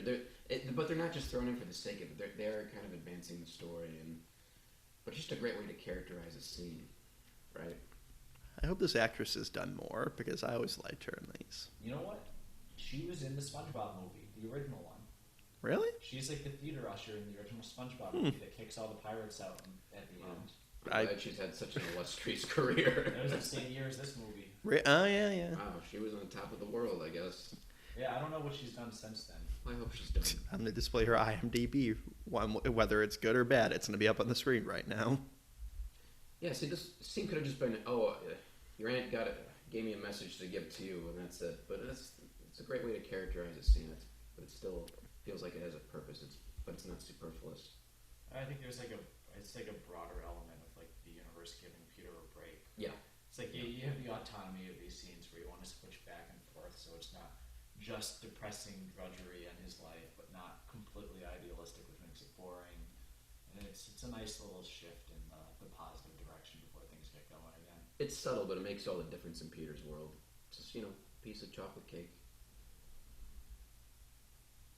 Yeah, because it shows, and that whole scene just helps emphasize the importance of the choice that he makes, that it's never going to be an easy life, but it is the life that he has to do. Mm-hmm. Okay, so we talked about how old the baby was in the first movie. How old is Henry Jackson here? He's got to be around our age. Yeah, I'm trying to think how old I was in like '04. I think that's probably close. I think she said he's 9 when I was 12 when this came out. Okay, so he's in his 20s. That was also the baby from the first one. Again, I like when there's like saying, you got rid of your comic books, or I wasn't paying attention if she had already said it or is about to say it. What comic books do you think Peter reads? Because I know that was a thing in like the original, like in the comics as well. Occasionally see him reading comics. So, what are comic books like in this world where there are actual superheroes? So in the Marvel universe, in the comics, all the Marvel comics actually exist, but they're historical documents. That's great.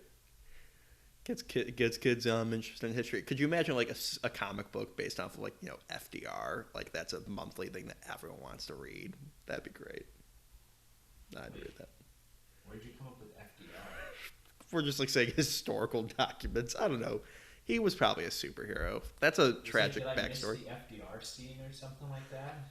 No, I'm saying, like, okay, these are historic records that he reads. That would be like the equivalent of us reading comic books about like presidents and shit like that. Gotcha. Okay, I see the connection. Yeah. Also, I like how the classic is in here again. Yeah. And I get that they couldn't afford a new car. I don't know how I would feel about driving the car that my husband was violently carjacked and murdered. She just takes the subway now. And Joel McHale made her keep it. Not giving you a new lease. Like, they think the bullet holes are still in. Like, they had like the fist hole from Spider-Man. Like, she just had to put duct tape over it. Henry Jackson had to paint over them. I'm giving him $5. He's shampooing the blood of your uncle out of the front seat, Peter. Great dialogue here. Yeah. This movie was a big inspiration to me in terms of for writing. One of my favorite scripts. Did you write Spider-Man 3? That seems like that was written by a 15-year-old. Wow. I actually did write a script of Spider-Man 3 when I was 14. Oh, I need to read this. We'll talk about that in the third one, though. It'll just be us reading it. I have some of the lines that I took, but we'll get to that. Yeah. We'll get to Yeah. that. That's great. No, but again, like this is a very back to what we were saying earlier. Like Rosemary Harris has like a nice arc here, and I've always wondered if she's like understood like the implication, like if she's aware that he's Spider-Man. Like they definitely pull back on that in the third one. Like I don't like watching the third one. I don't feel that she knows, but like with lines like this, I feel like she's hinting that she knows he's Spider-Man, at least. That's always an implication I had. Because I think it was the third one that gave me those shades of, oh, does she know or doesn't she? And then I don't know if you guys followed any of those leaked emails from the Sony hack in 2014, but were they talking about Spider-Man 2 scenes still in they 2014? briefly did, because Kevin Feige's notes on Amazing Spider-Man 2 got leaked that he sent to Amy Pascal. I guess they sent, obviously he didn't work on that film, but they sent it to him just to get his opinion on it. And one of the notes he mentioned was how he was talking about Aunt May, and he mentioned something about how there was like a does she or does she not know sort of dynamic with Aunt May in the Raimi movies. Mm-hmm. Yeah. So I guess it's something they at least like thought about when they were making it, because he did actively work with producing these ones. These movies did everything, these first two. Yeah. In terms of just making great Spider-Man films. I love that look in his face. Did anyone see the edit of this where they made it so he was jumping off the mountain on Vormir? No. No, I love. We should talk about this because he has a line is when he gets up when he says my back, which apparently was supposedly a reference to the real life back injury he had when making Seabiscuit, when he almost couldn't come back to do this, and they thought about having Jake Gyllenhaal play Spider-Man, and that's just recasting Tobey Maguire, but they wisely waited till Tobey was in better health. But I cannot imagine just a world where like Jake Gyllenhaal has taken over for Tobey Maguire in this, and now it's incredibly ironic with Far From Home. The whole back injury thing. I mean, I think that situation was a lot more complicated than they made out to be. Like his agent may have been holding up for more money, and there may have been some inner drama and turmoil going on that almost lost him the role. Could you imagine? I mean, if you had to recast Tobey Maguire, I think Jake Gyllenhaal Oh, would be yeah. the best choice. Then we never would have gotten his Mysterio. That would have been the equivalent of what I said in the last commentary of like Roger Moore wanting to play a Bond villain in a later Bond movie. That would have been the equivalent. Like, nope, got to get the old Spider-Man in there now. That would have been awesome. Yeah. They could do a remake of Moonraker, and he can play the bad guy. Hugo Drax. Hugo Drax. So he'd play a Nazi Oh boy. who got plastic surgery after getting blown to bits in World War II. That's Hugo Drax in the book. He has this. Yeah. Anyway. In the movie, he runs around in outer space with a laser and shoots at James Bond. Basically, Moonraker is the best of the James Bond novels, and it's one of the least best James Bond movies. Yeah. I think I take more offense to that than you criticizing Doc Ock. I feel much more passionate about Spider-Man, but I'm very passionate about Moonraker the movie. Now, with this moment here where she's clearly trying to recreate Her sexual fantasy. I'm like, as a little kid watching, I'm like, I feel weird watching this, but I really wish like the Zucker brothers like version of this, or like if Raimi went full on, be like, hey, I want to recreate something. She's like, no, it's not quite perfect, and she's like having him dangling upside down. It's like, honey, why are you doing this? Like, why do I have to do this? Is there something you want to like tell me about? So she hires some muggers too Yeah. to make it more realistic. That's a moment that, in principle, I might have been apprehensive about, trying to recreate the upside down kiss. Like, it existed and it's perfect in its brief moment that it's there in that first movie, but it works actually. Yeah. Because it speaks more to Mary Jane's emotional state than it does to referencing the past events of the previous movie. It advances the story to get to this scene, which is why she wants to see Peter. That's a good point. It Yeah. motivates her. Again, there's nothing superfluous in this movie. Every scene has a purpose. Yeah, exactly. Well, And something, it's perfect. and that's thing, like a lazier movie could have just had her with this new guy and there be no like real lingering, like she was in love with him at the end of the first one and her being conflicted. Like, it's a tough thing, and this is very realistic of just like, hey, the person who I have feelings for doesn't have feelings for me, and she's like kind of like almost settling for Jameson. That she's like, she's like, okay, before I go through with this marriage, like, are we sure here? Yeah. Like, this is her like last ditch attempt, and then a mad scientist with robot arms ruins it. This is the part where she finally is like, I'll give you another chance. And Peter's like, actually, I was deceiving myself too, but I'm not going to tell you why. And she's like, what? I would be so pissed if I was Mary Jane. This is how the teaser trailer opened up too. Yeah. The scene, because I was wondering, like, why is he wearing the glasses again? What's going on? It was just so interesting. Like, this is how you begin a teaser trailer too, and then with the car being smashed, and like, wow, Yeah. hell of a way. Yeah, it was like I had seen a picture of what Doc Ock was going to look like, but that was the first time I saw him in motion. Oh yeah. That was a really great dramatic introduction. I remember seeing that picture on the Sony website. Just going to it, I was like, oh, I'll go on the Spider-Man website, and then I just happened to see the Doc Ock picture. I was like, holy shit! Was it that like one they used for all the promos? I was like looking behind him. So like, the first one I saw was like in an Entertainment Weekly. I was flipping through at like a Barnes and Noble as a kid, and it was just a picture of him in the warehouse, just holding him, and I was like, oh, okay, I guess he looks fine. oh, really? Oh, That was the first version of Doc Ock I saw, and then I saw the teaser. I'm like, oh, okay, this is cool. Yeah, I remember the first time I ever saw the teaser. It was on the DVD, like for Big Fish, which is like my favorite movie, and I get to relive that moment every now and then because I still have that version of the movie, and I watch the trailers just so I can see that teaser. Still, it's so good. Yeah, no, it's a fantastic teaser. Just that moment. A little bit of the Matrix influence still on this movie, but not so much like in the first Oh, one. the first one, yeah, very Matrixy, but here Raimi comes into his own in terms of directing action and everything. The Matrix influence felt more apparent to me in the marketing in these movies than the movies themselves. Yeah, sure. I mean, it's still there in the first movie. Not because it's uninspired, but just because of what the Matrix did and everything. but it was just they realized that was a cool effect. The marketing to these movies had that sort of dark, glossy, early 2000s effect where everything had sort of that homogenized sheen to it. But the movies themselves felt distinct. It wasn't like X-Men where you could very much see just trying to emulate that kind of movie. Plus, the Matrix influence does kind of work for Spider-Man too. It happens to. Yeah. Should have said Spider-Man as well. Yeah. Wait, What can you elaborate on that? What? The Matrix influence? Just in terms of the choreography and the slow-mo and everything, that fits for someone like Spider-Man. Oh, okay. Yeah. You're not saying like the aesthetic. No. Like I got should what be you wearing meant, yeah. a trench coat and glasses. Yeah, I mean, if there's anyone who wore that, could Yeah, I fit was gonna say I don't know if I agree with. I mean, Spider-Man Noir kind of wears that look. It should not look like the Matrix. Well, he does wear that in Amazing Spider-Man with the hat and the sunglasses and the jacket. I can't believe I remember that. Wait, what scene was that? It was some point in the movie Where he had like he's like starting out. a jacket on over like a trench coat. You're saying? Am I getting? No, not a trench coat. He had like a hat and a fuck it.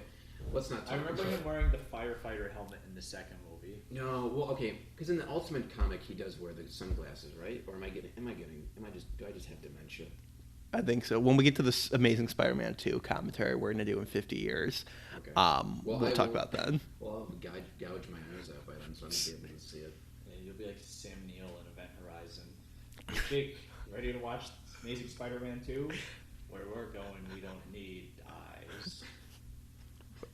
What are you quoting at the end of Back to the Future? I've never seen Event Horizon. Did they rip that off for it? In Event Horizon, Sam Neill like gouges his eyes out. Yeah, I've seen like that image, but does he say where we're going, we don't need eyes, or were you just making a different joke? No, that's from Event Horizon. He literally says that? It's Oh my either god. eyes or we don't need to see. Yeah, he says that. Oh my god. We don't need eyes because they're in hell. Jesus Christ. I love this. Also, I've always wondered where the hell are the leggings, or the leggings, the leg You can parts. fit him up there. Yeah. This is probably one of my favorite Yeah. Jameson moments. This was also in the ad for the DVD. I want Spider-Man. Except for the one shot that comes up, which is one of the only flaws in the entire movie. The really zoomed in shot of Oh, Jameson's face. It's very blurred. Oh yeah. Oops. Yeah, that was literally in the DVD, and then that was just the DVD case spitting. That's great. Just Yeah. Spider-Man bursting through the newspaper, and this was in the teaser too, and Yeah. how it goes into Doc Ock's. I know I'm describing. I'm like Arnold Schwarzenegger. I'm describing what's going on. Yeah. But it's just so great. I mean, how can you? Oh yeah. Here you can see Doc Ock waiting for Spider-Man. They're about to fight. No, yeah, just this like entire like next like what 5 minutes of the movie is just like Okay. so much fun. Well, this coming up, I still maintain is the greatest action sequence in a comic book movie. Oh yeah. Like just everything from here until the end of the train sequence is just like perfect. It gets better too. It's also things like this. I wonder, like, what's it like to be like in this city, like as just like construction workers? Like, fuck, like we're gonna get that clock to like hand up back up there. He just like kind of pulls it in half. He doesn't twist it. Yeah. He just like rips it in half. It's very difficult to do, even if you're a cyborg robot monster. Great cutting of it. Oh yeah, just Yeah. The train sequence. The second unit was the first stuff they ever shot for this movie in Chicago. See, I was very disappointed with this scene as a kid. What? So Wait. Also, guys, if you get to talk about the video game, I'm going to do my brief thing into the Lego set, because the Lego set showed Spider-Man stopping the train by making a giant like web cage around it, or it was like a giant like web barrier that it crashed into. And I was like, oh, so this scene's gonna end like watching it as a kid, where Spider-Man's gonna like swing really far ahead and make like a giant web that's gonna catch it. And instead, he did like this thing where he like, had to use like all of his mental will and strain and like nearly looked like he's sacrifice shitting his life pants to like do it. And I was like, well, that's not like the Lego set.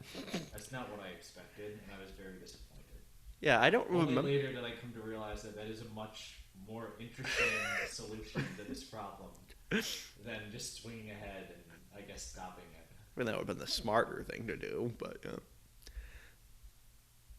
So, do you remember any of the Lego sets from the third one? There were no Lego sets for the third one, actually, because Lego lost the license, and Mega Bloks made products based on the third one, which may have been the first Omen, but... Now, I really wish, like, someone needs to cut together, like, this scene with the famous train chase scene from French Connection. Like, I really want to, like, when he crashes on the ground, that's when Gene Hackman's, like, swerving around. This is great, too. Just that shot before when he's trying to catch up to the train and everything. You're just so emotionally invested in everything. You're right there with him. Yeah. I'd also like to see a sketch where, like, they're showing the people on the train before. Because, like, imagine, like, you're just having a conversation and all of a sudden with someone, and then just, like, the person's just ripped out of the fucking train and thrown away.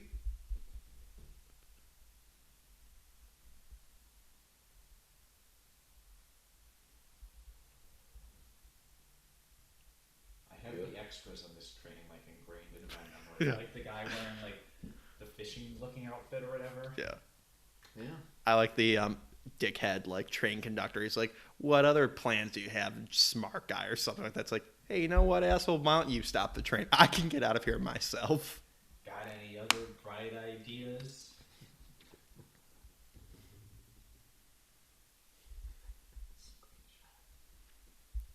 I was like, oh, that's where the web cage is going to get moved. Right there. that's what sets you up. So when that whole emotional scene at the end of the scene, where you're just thinking, oh, it's not like, was that what you were thinking? I was tapping my toe, very frustrated that they weren't doing it right. He actually got up, started swearing in the theater, and demanded his parents take him home. It was not very accurate to the Lego set.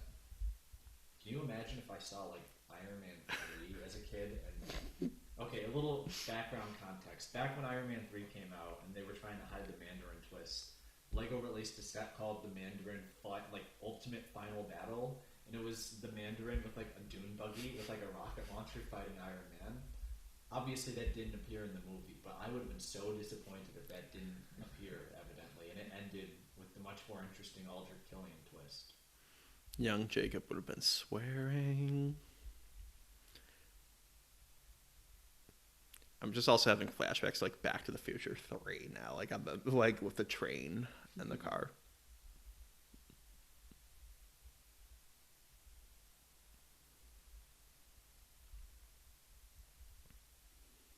I can just hear the music right now, even though Yeah. we played it on mute.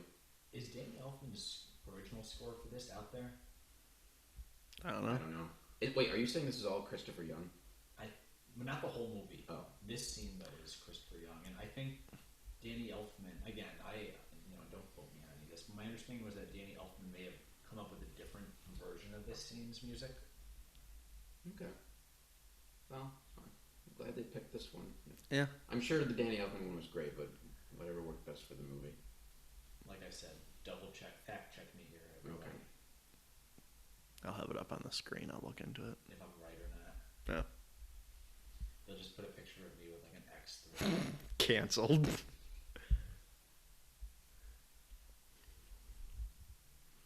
Now imagine if they weren't quick enough to catch him and he just falls off. Everybody get in the back of the fucking train. Like, what if that guy wasn't fast enough? Oh, shit, we didn't catch him. He'll be fine, right? They spoiled this in the TV spot for the movie in the marketing, and I was like, what? I was also very bothered that he had his mask off here. It's like a very little kid problem. Yeah. Because I'm watching it now, and I'm like, well, that's like the master stroke of the scene. Yeah. But as a kid, I was like, yo, Spider-Man, get your mask back on. Don't make that web cage. I wonder if it was a like a thing where Tobey Maguire's like, I need to not have the mask on for a certain amount of time in the movie, like, because I remember him like talking about how chafed, like how much he would be chafing from wearing the costume. That he was like, can we please do more scenes with me not wearing the mask at least? No, I think it was because they want to give him more face time. Yeah. Because we seeing their face, we can get a lot more emotionally involved in the scene because the mask is pretty restrictive. That's why you see a lot of maskless scenes. Yeah, and again, that's one great thing about the MCU costume was they let the eyes be more expressive. Yeah. Then you get scenes like this, though, which are just... Apparently that's Tobey Maguire's half-brother. Yeah. Both of them are. Oh, okay. Step-brothers, I think. Yeah, half or stuff, yeah. Oh, yeah, half-brothers. They look a little like him, so I'm going to assume there's some relation. There would be at least like one dick taking his cell phone pic now. What, on his 2004 track phone? Yes. He has to pull out like a full camera and put film in his phone. Or maybe they can use a Sony digital camera because it is a Sony phone.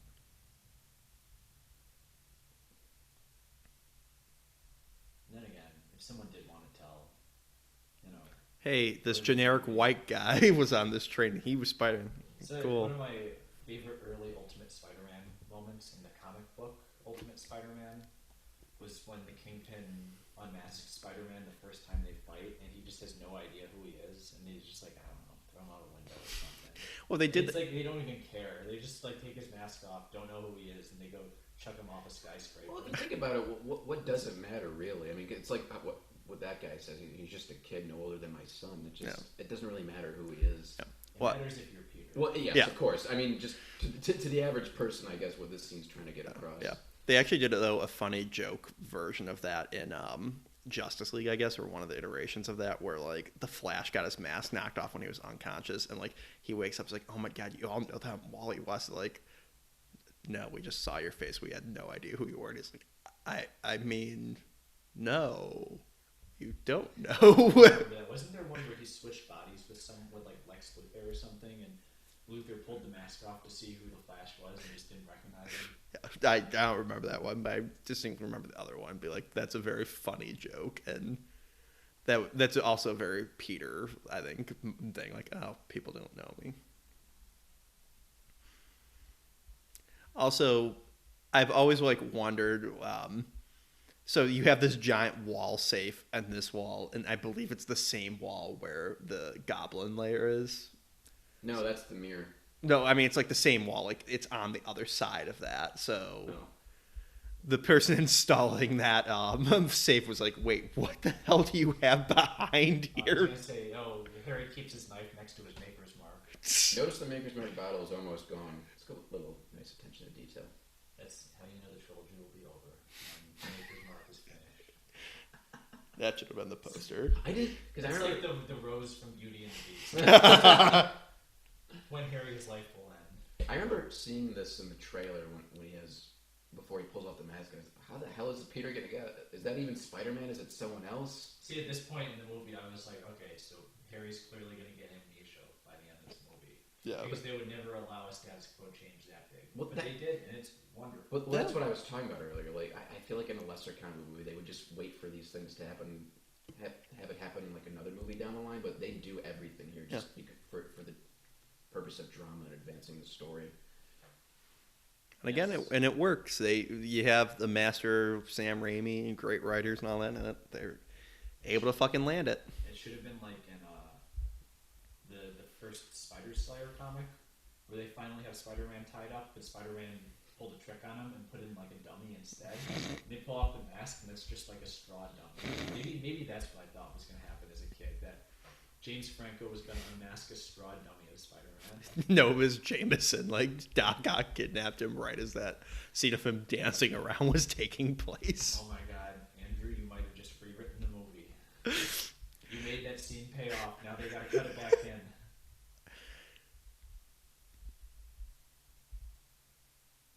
Wasn't there also like an issue or an episode of the show where it was the '90s show where like Flash Thompson was dressed up as Spider-Man for like a party and they thought he was Spider-Man? Well, That that's was like in an the comics. that's Okay, an ode yeah. to the comic issue 18.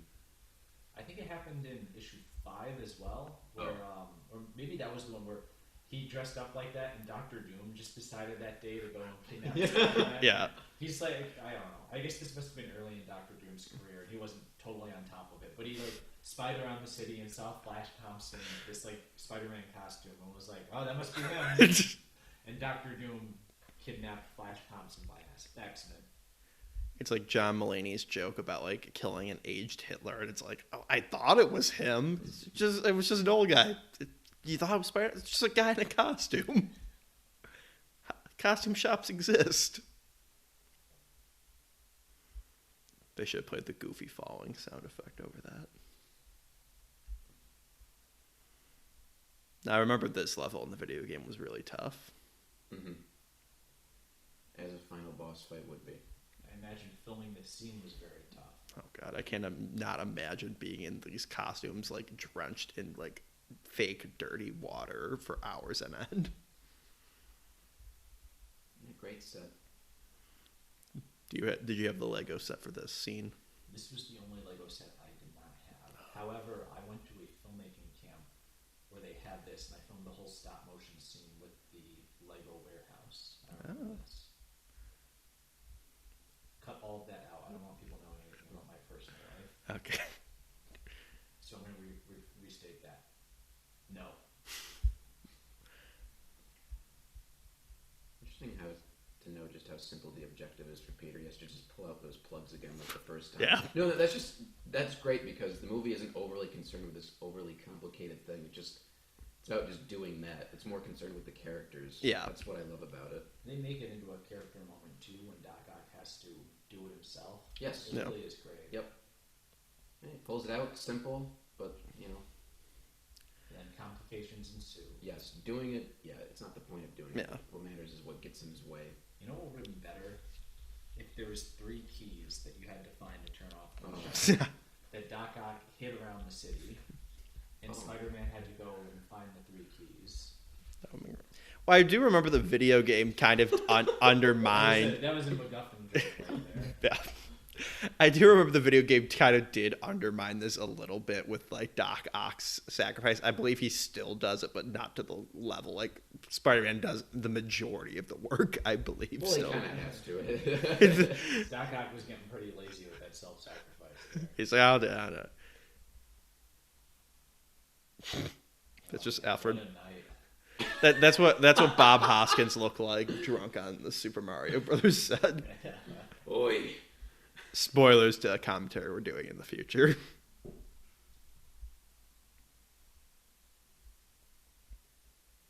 I always like this moment.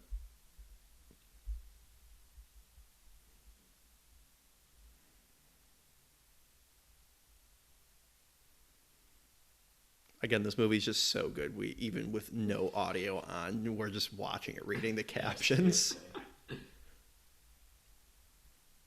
Maybe we should do movies we actually enjoy.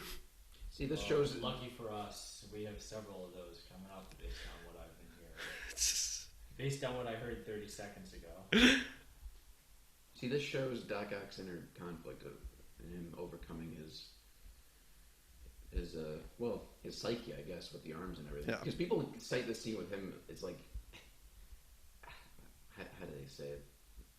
I think what you're saying that the arms are in control again too much. It's like, oh, now he's just back to normal. It's not Doc Ock. He's not really evil and everything. That's what people want, but it's not about that. I think the whole, because it's clearly like a shift in who's controlling when you see the arms, like kind of, they vibrate when he's like, listen to me now. Yeah. And it's not really like him regaining control of himself. It's like him making the right choice and then rejecting the devils on his shoulder. Yeah. Yeah. They become tools once again. Jacob, that's so much more interesting, though. Yeah. What you're saying makes perfect sense versus what a fan thinks, because they want it just dark and gritty, and they want Doc Ock to be evil. They don't want complicated or nuanced. Doc Ock should have just blown up the whole world at the end of this movie by that logic. They would have been more satisfied with that, probably. It's very dark. Just like The Amazing Spider-Man should be. Which is horribly dark and nihilistic.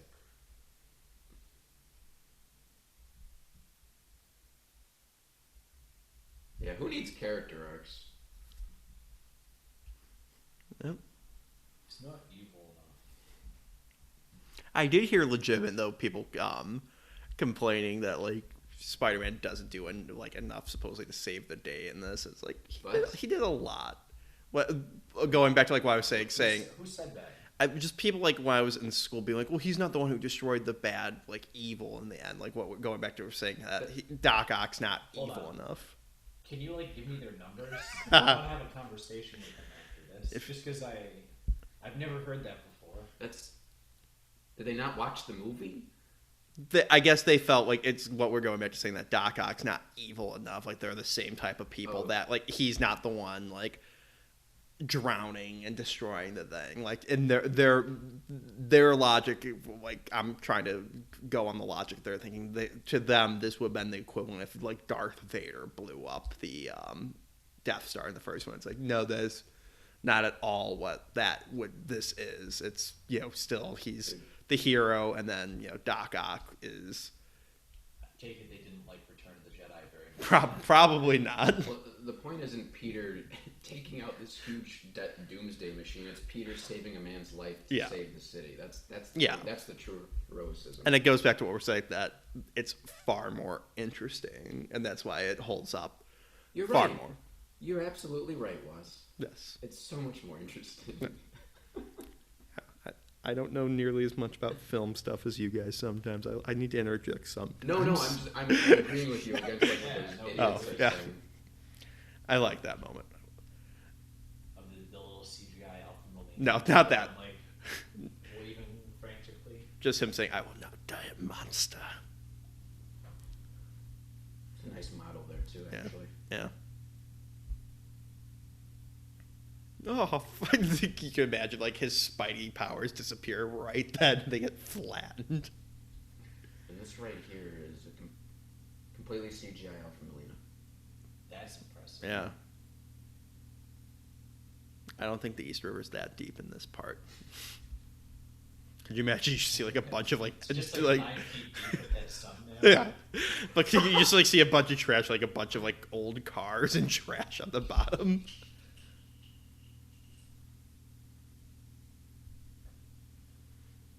I always thought that was supposed to be shaped like a heart, like he was trying to be romantic. I didn't know shapes very well growing up. I was a special needs kid, so that's what happens. Are you sure it wasn't you who made those comments about it? I just kind of like took that comment with a shrug, and then Wasp fell down the rabbit hole. And I think you just say he fell down some stairs. As a kid. that's why I was in the classes. I wonder what these webs were made of. Like, were these just like, it looks almost like wire that they like then put like hot glue around. Chicken wire. Yeah, that's what it legitimately like looks like, chicken wire that they put like hot glue on. Tobey Maguire's like, this thing's stabbing in my back right now. Well, at least he has a little bit more protection than she does. Then imagine there was like an accident on set, like a wire gets knocked onto it, gets electrified, killing both Tobey Maguire and Kirsten Dunst. They have to get recast for the third one. Get Jake Gyllenhaal and Alicia Witt. Wait, what? Was she in consideration at one point? Yeah, she was in consideration for MJ in the first movie. I actually remember when I was really young, when the first one came out, I could recognize people looked similar, so I automatically, if I knew other actors, would assume it was them. So I assumed it was Topher Grace and blanking on her name, who played his girlfriend Donna on that '70s show because she's got red hair. That's the two of them, right? Yeah, no, Again, going back to me being learning disabled. That's what I thought. Oh, hold on, you missed some man wolf jumps there. Yeah. Oh God, I think I remember that online. Yeah, I remember people saying that. He gives a natural jump onto the pier.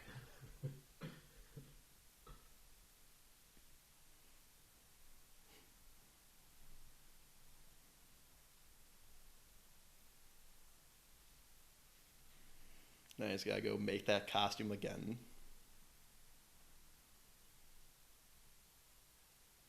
He's got to shoot that web where there's no building. Falls in next to Doc Ock. Don't jump in that water. It's 250 degrees from that sun. You see all the fish floating up dead from it now. I love that it's more chicken wire. They must have had that left over from the web. I remember first seeing this scene. Well, and I like how they used the music, too, from the first one. Goblin music comes back. Yeah. You're just so invested in these characters at this point. You're just so excited. I remember hearing my mom react when she saw Willem Dafoe in the mirror. She's like, oh! I wonder if they filmed that the same day they filmed the special feature that they had hidden on the DVD of Willem Dafoe acting like Doc Ock. I've never seen that. Wow. Yeah, it's like a weird. It was like they're trying to like show like Alfred Molina. It's like, well, this is how we want you to play it. We got someone to help out, and it was just like Willem Dafoe like doing the opening bit of Doc Ock's like origin story, like just, and like Alfred Molina had no idea. He just like showed up to set that day, I guess. Yeah, it's cool. It's hidden on the DVD. They're like, act under this shadow. Yes. Now, there's an interesting thing coming up here. I don't know if it was intentional or not, but when he throws the knife, I'll show you when it happens. Avenge me. There's a Shakespeare reference. Right here. See that? Oh, See how their faces kind of mesh? They kind of look like a goblin face to you? I always thought that. I'll have to freeze frame through it, but I think it's symbolism regardless. That's Yeah. more of a father-son thing. Yeah. Yeah, maybe that's just the 12-year-old in me thinking that. Yeah. I'm still. 12-year-old posting theories on superhero hype. Well, this was like the first ever kind of geek out moment I ever had with the scene foreshadowing to the Goblin's Revenge. now just imagine this is where Bernard sleeps. Like he's got his own like little cot set up in the corner. What's great about this, it doesn't just feel like a reference thrown in for its own sake. It is like a culmination of Harry's arc in this movie, becoming his own man. Yeah. By the way, I also for years did not realize it was like glass on the other end. That was a reflection. I never saw his like reflection, so I thought like he just has thousands of these goblin bombs. Like how big is this attic space? It is like an alien's trick. Yeah. Oh man, such possibilities. Such possibilities. And none of them will be met. I can't wait to see where this is going. He won't wear that. Just looks like a paintballer. Yeah, I remember the really weird Spider-Man Friends and Foe game. I'm like, oh, are they gonna because it was like set in the Raimi universe, kind of like because all the characters look like them. But I remember being like, oh, Harry's gonna be in it. Like, are they gonna change his design and all? And it's like, nope, still looks like the paintballer. Hold on, I'm distracted by MJ's PTSD right here. She hasn't spoken since the accident. Yeah, they probably should have delayed the wedding. Like her wounds healed up pretty damn quick. Oh, there's a green tie. Great little nod. Yeah, there it is. I like to think there was like a Rachel getting married type subplot in this. For this, okay, whoever's seen Rachel getting married, you know what I'm talking Oh, about. that you were referring to Friends. No. I like that. If that's not a gif of just like him dipping his head in, it should be.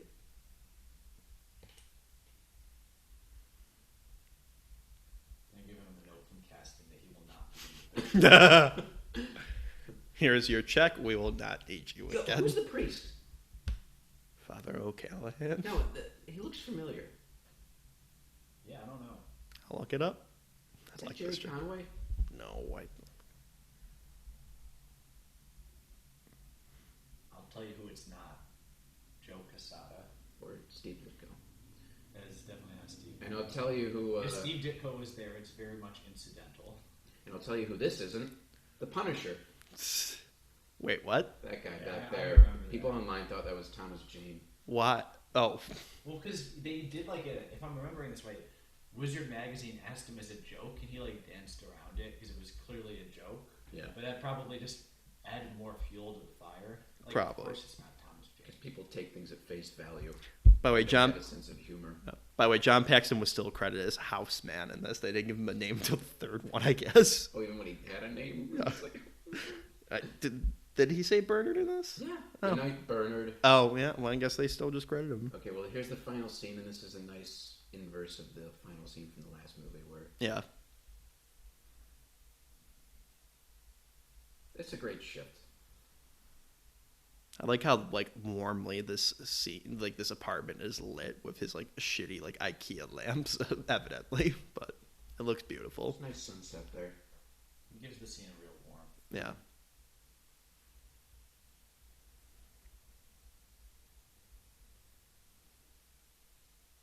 Oh, John Landis was the doctor earlier in the movie. Like in the Doc Ock scene. Oh, you're right, that is.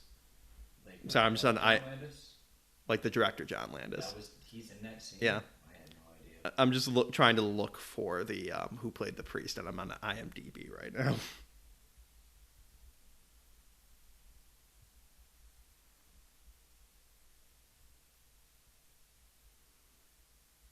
Yeah, I never realized like it literally is paralleling the end of the first one. Mhm. Again, you know, the special needs class. I didn't realize these things. You're being real down on yourself today. I don't know how I feel about that.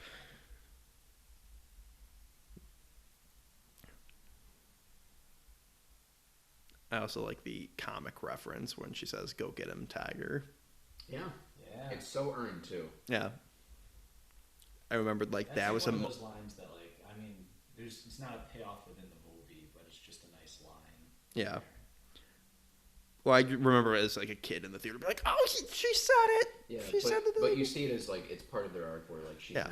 she now wants to embrace this life Yeah. and everything. And And that's the It- important part yeah. of it, more than the reference. And again, it goes back to it's like like people like my parents who had never read a Spider-Man comic didn't think anything of it other than like what it's actually meant to be of like she's supporting him. Yep. Again, ending on really great swinging, just feels amazing. The helicopter pilots freak out like, "Oh fuck, pull back." I love the last shot too. Instead of ending on Spider-Man, it ends on Mary Jane's face because I love her expression at the end here. It's almost Says everything about what the third movie could have been. yeah, Yeah. It's like, oh, what's ahead? The third movie. Well, this is the best it ever got, folks. It was all downhill It's from all here. downhill. In fairness, that's a pretty big peak. Yeah. Yeah. So, well, we're glad you Well, we hit. can still talk Oh, okay, we can talk. through the credits. I prefer to watch the credits in silence. Well, what else do we want to say, really? I mean, Scott Spiegel, that's the man on the balcony. That's the co-writer of Evil Dead. Okay. Still looking for the priest. Maybe you guys will find it before I do. Maybe it's just me. I don't know. But do we have anything else we want to say about this perfect movie? No, I think we've summed it up in the long time we've been recording this. It's a great movie. You know, perfect, I'd say. Better than Citizen Kane. I'll just say that I've watched this more than Citizen Kane. Yeah, no, I legitimately. I will say that like if someone has never heard of like Spider-Man, I think this is what they need to watch. Like this is the epitome of what Spider-Man is. This is the like height of his character, lows of his character with when he's self-doubting, but just like all done in a perfect way. They all hit it out of the park with this one. Yes, it's a terrific story at the end of the day, utilizing a lot of some of the great stuff of the comics, but still being a great film in its own right, which is what you should do. Yeah, because ideally, and we joked with it, that like about like the CW DC shows like being just jammed in with references, like you get it, like this works perfectly for people who love the comics and have read every single comic, and who have never read a single comic of Spider-Man in their life. It can work for both of them very well, and that's a difficult thing to do, I think. As I previously said, I prefer to watch Well, I think we'll wrap this up. So, Okay. yeah, tune in next time when we're all a lot sadder talking about Spider-Man with Spider-Man 3. Yeah. So, until then, have a good night. I do not know if I fully agree with that last statement, as I am very much looking forward to Spider-Man 3. All I'm saying is that me saying the word great all the time, if you've noticed, won't be happening so much. He will be handing that word off to me. Yes. Good night, everybody. Good night.